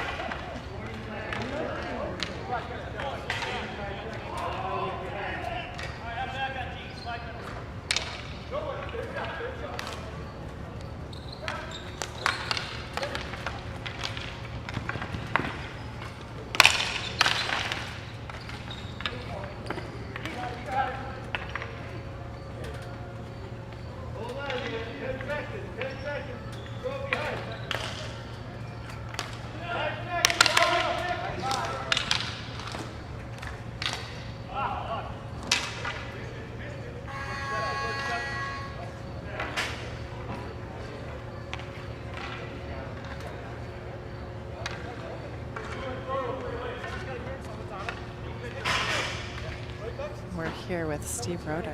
Why are you breathing so heavy, man? It's my second shift in a row. Come on. I know. That's no excuse. Just like Didn't you play for 11 days or something? I did. A few extra shifts back then too. So Steve Roeder, captain of BK29. We'll start with that. Yep. I mean, there's BK29 Blue and Gold. I'm not sure what that's all about. But tell us about your team. Well, this is a group that started playing 15 years ago. The BK stands for Billy Kaminska, who was a goalie. And he played here in Buffalo. He was one of the last guys cut from the 80 Olympic team, played in the AHL, and he died from colon cancer in 2003. So a lot of these guys out here know him, and they've been playing in this skate in his honor since then. And I joined him probably, 3 years before the Harbor Center opened. I don't know what that is, 10 years ago? Yeah, about 10 years ago. And you know, it's all a great bunch of guys. We got cancer survivors. We got, you know, Kevin Weber lost his wife to cancer. I lost my dad to cancer. Tommy Frizzell used to play with us, Frizzy. He's a survivor. Matty Colpoy's played with us once in a while. He's a survivor. Yep, Matty was here working today. Yep, Ray Miller, who's out there, he's a survivor. Yep. So it's just a bunch of guys that get together and play in Billy's honor every Monday night at the Harbor Center. Yep, I'm there.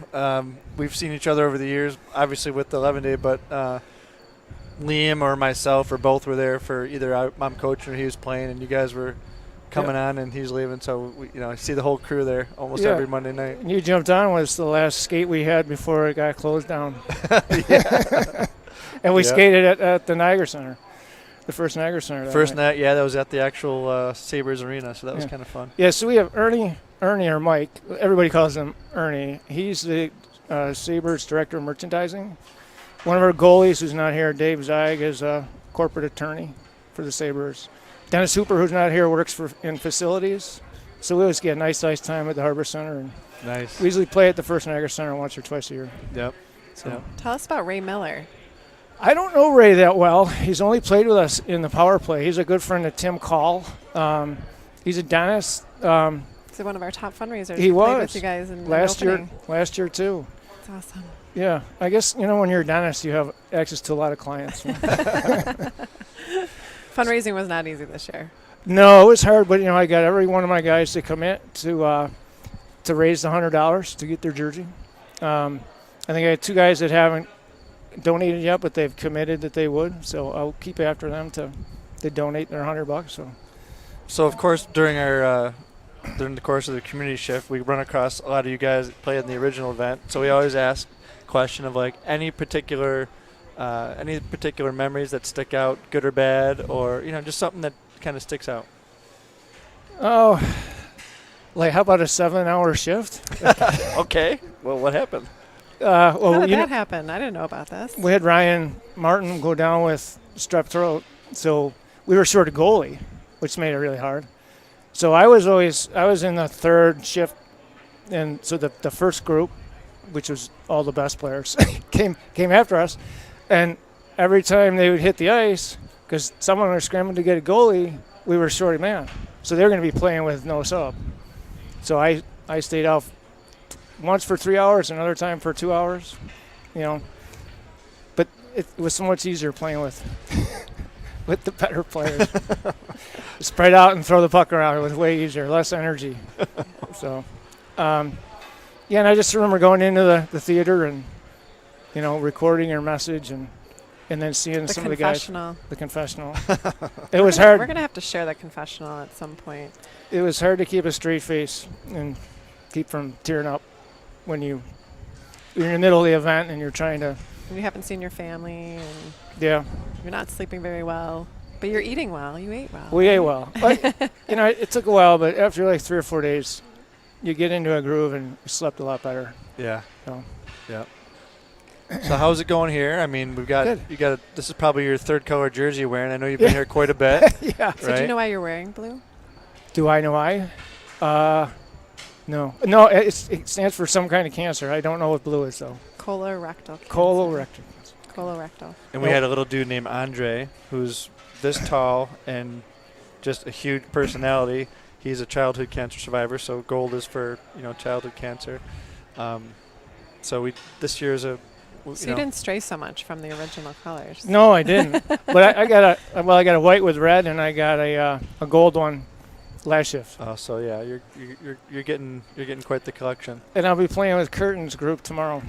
Oh, against me. Oh, against you? Yeah. Well, that'll be fun. 5:30 tomorrow. All Yeah. right. I don't even know what the colors are, but I wonder what color you'll get tomorrow. Yeah, I think that's the cool part. A lot of the players are walking in and they're like, "Oh, yeah, I wanted pink," or I didn't want this, I wanted red, or it's just kind of funny. But players are trading. So if you have any players that wanted a different color, we will have some extras at the end of the event that we will sell for pretty cheap. But how's Larry Ralph doing as a referee right now?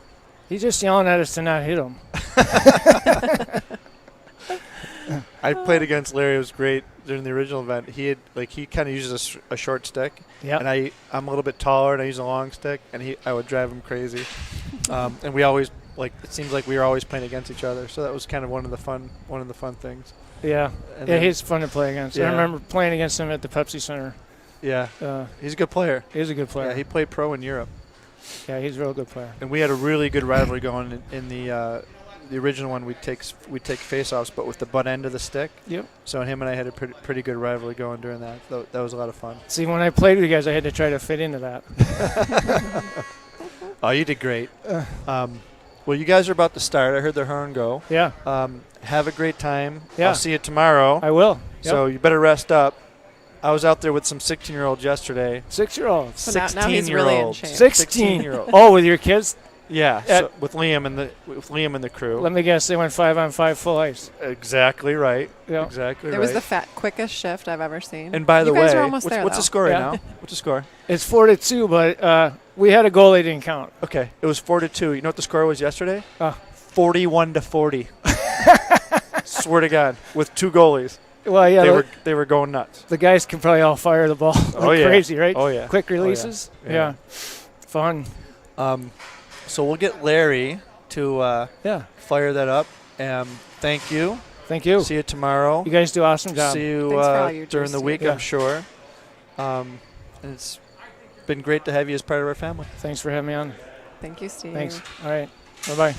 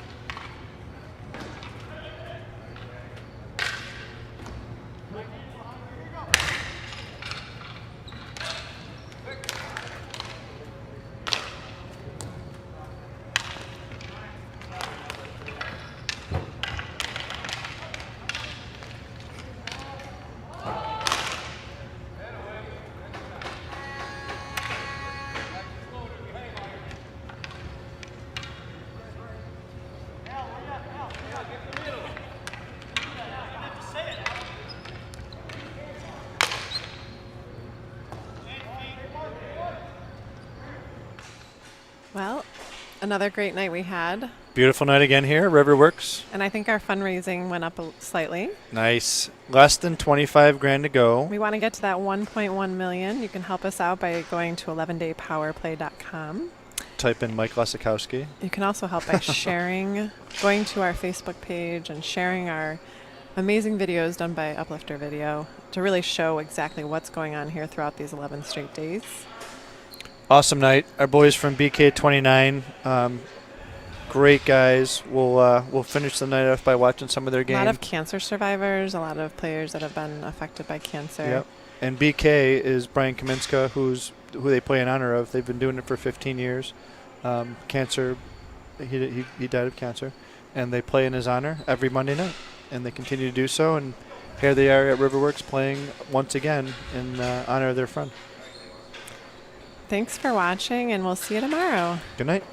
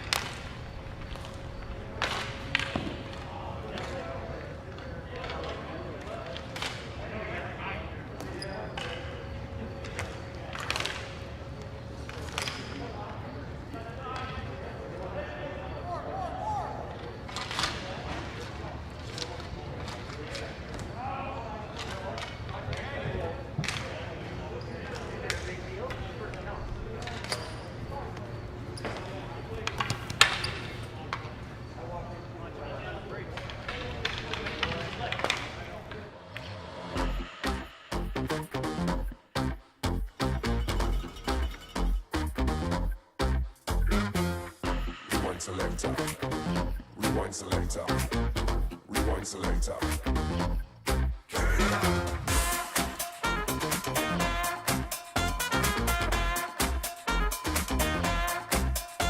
I don't know how you do it every year, but you top it. It's a beautiful setting where we are. The sun's going down on another fabulous day. When you see a familiar face, it makes you want to keep playing harder.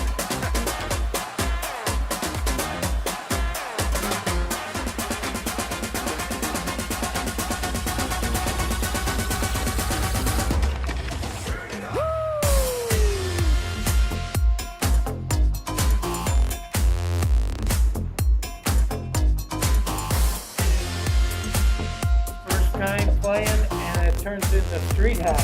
I'm a little worried about that.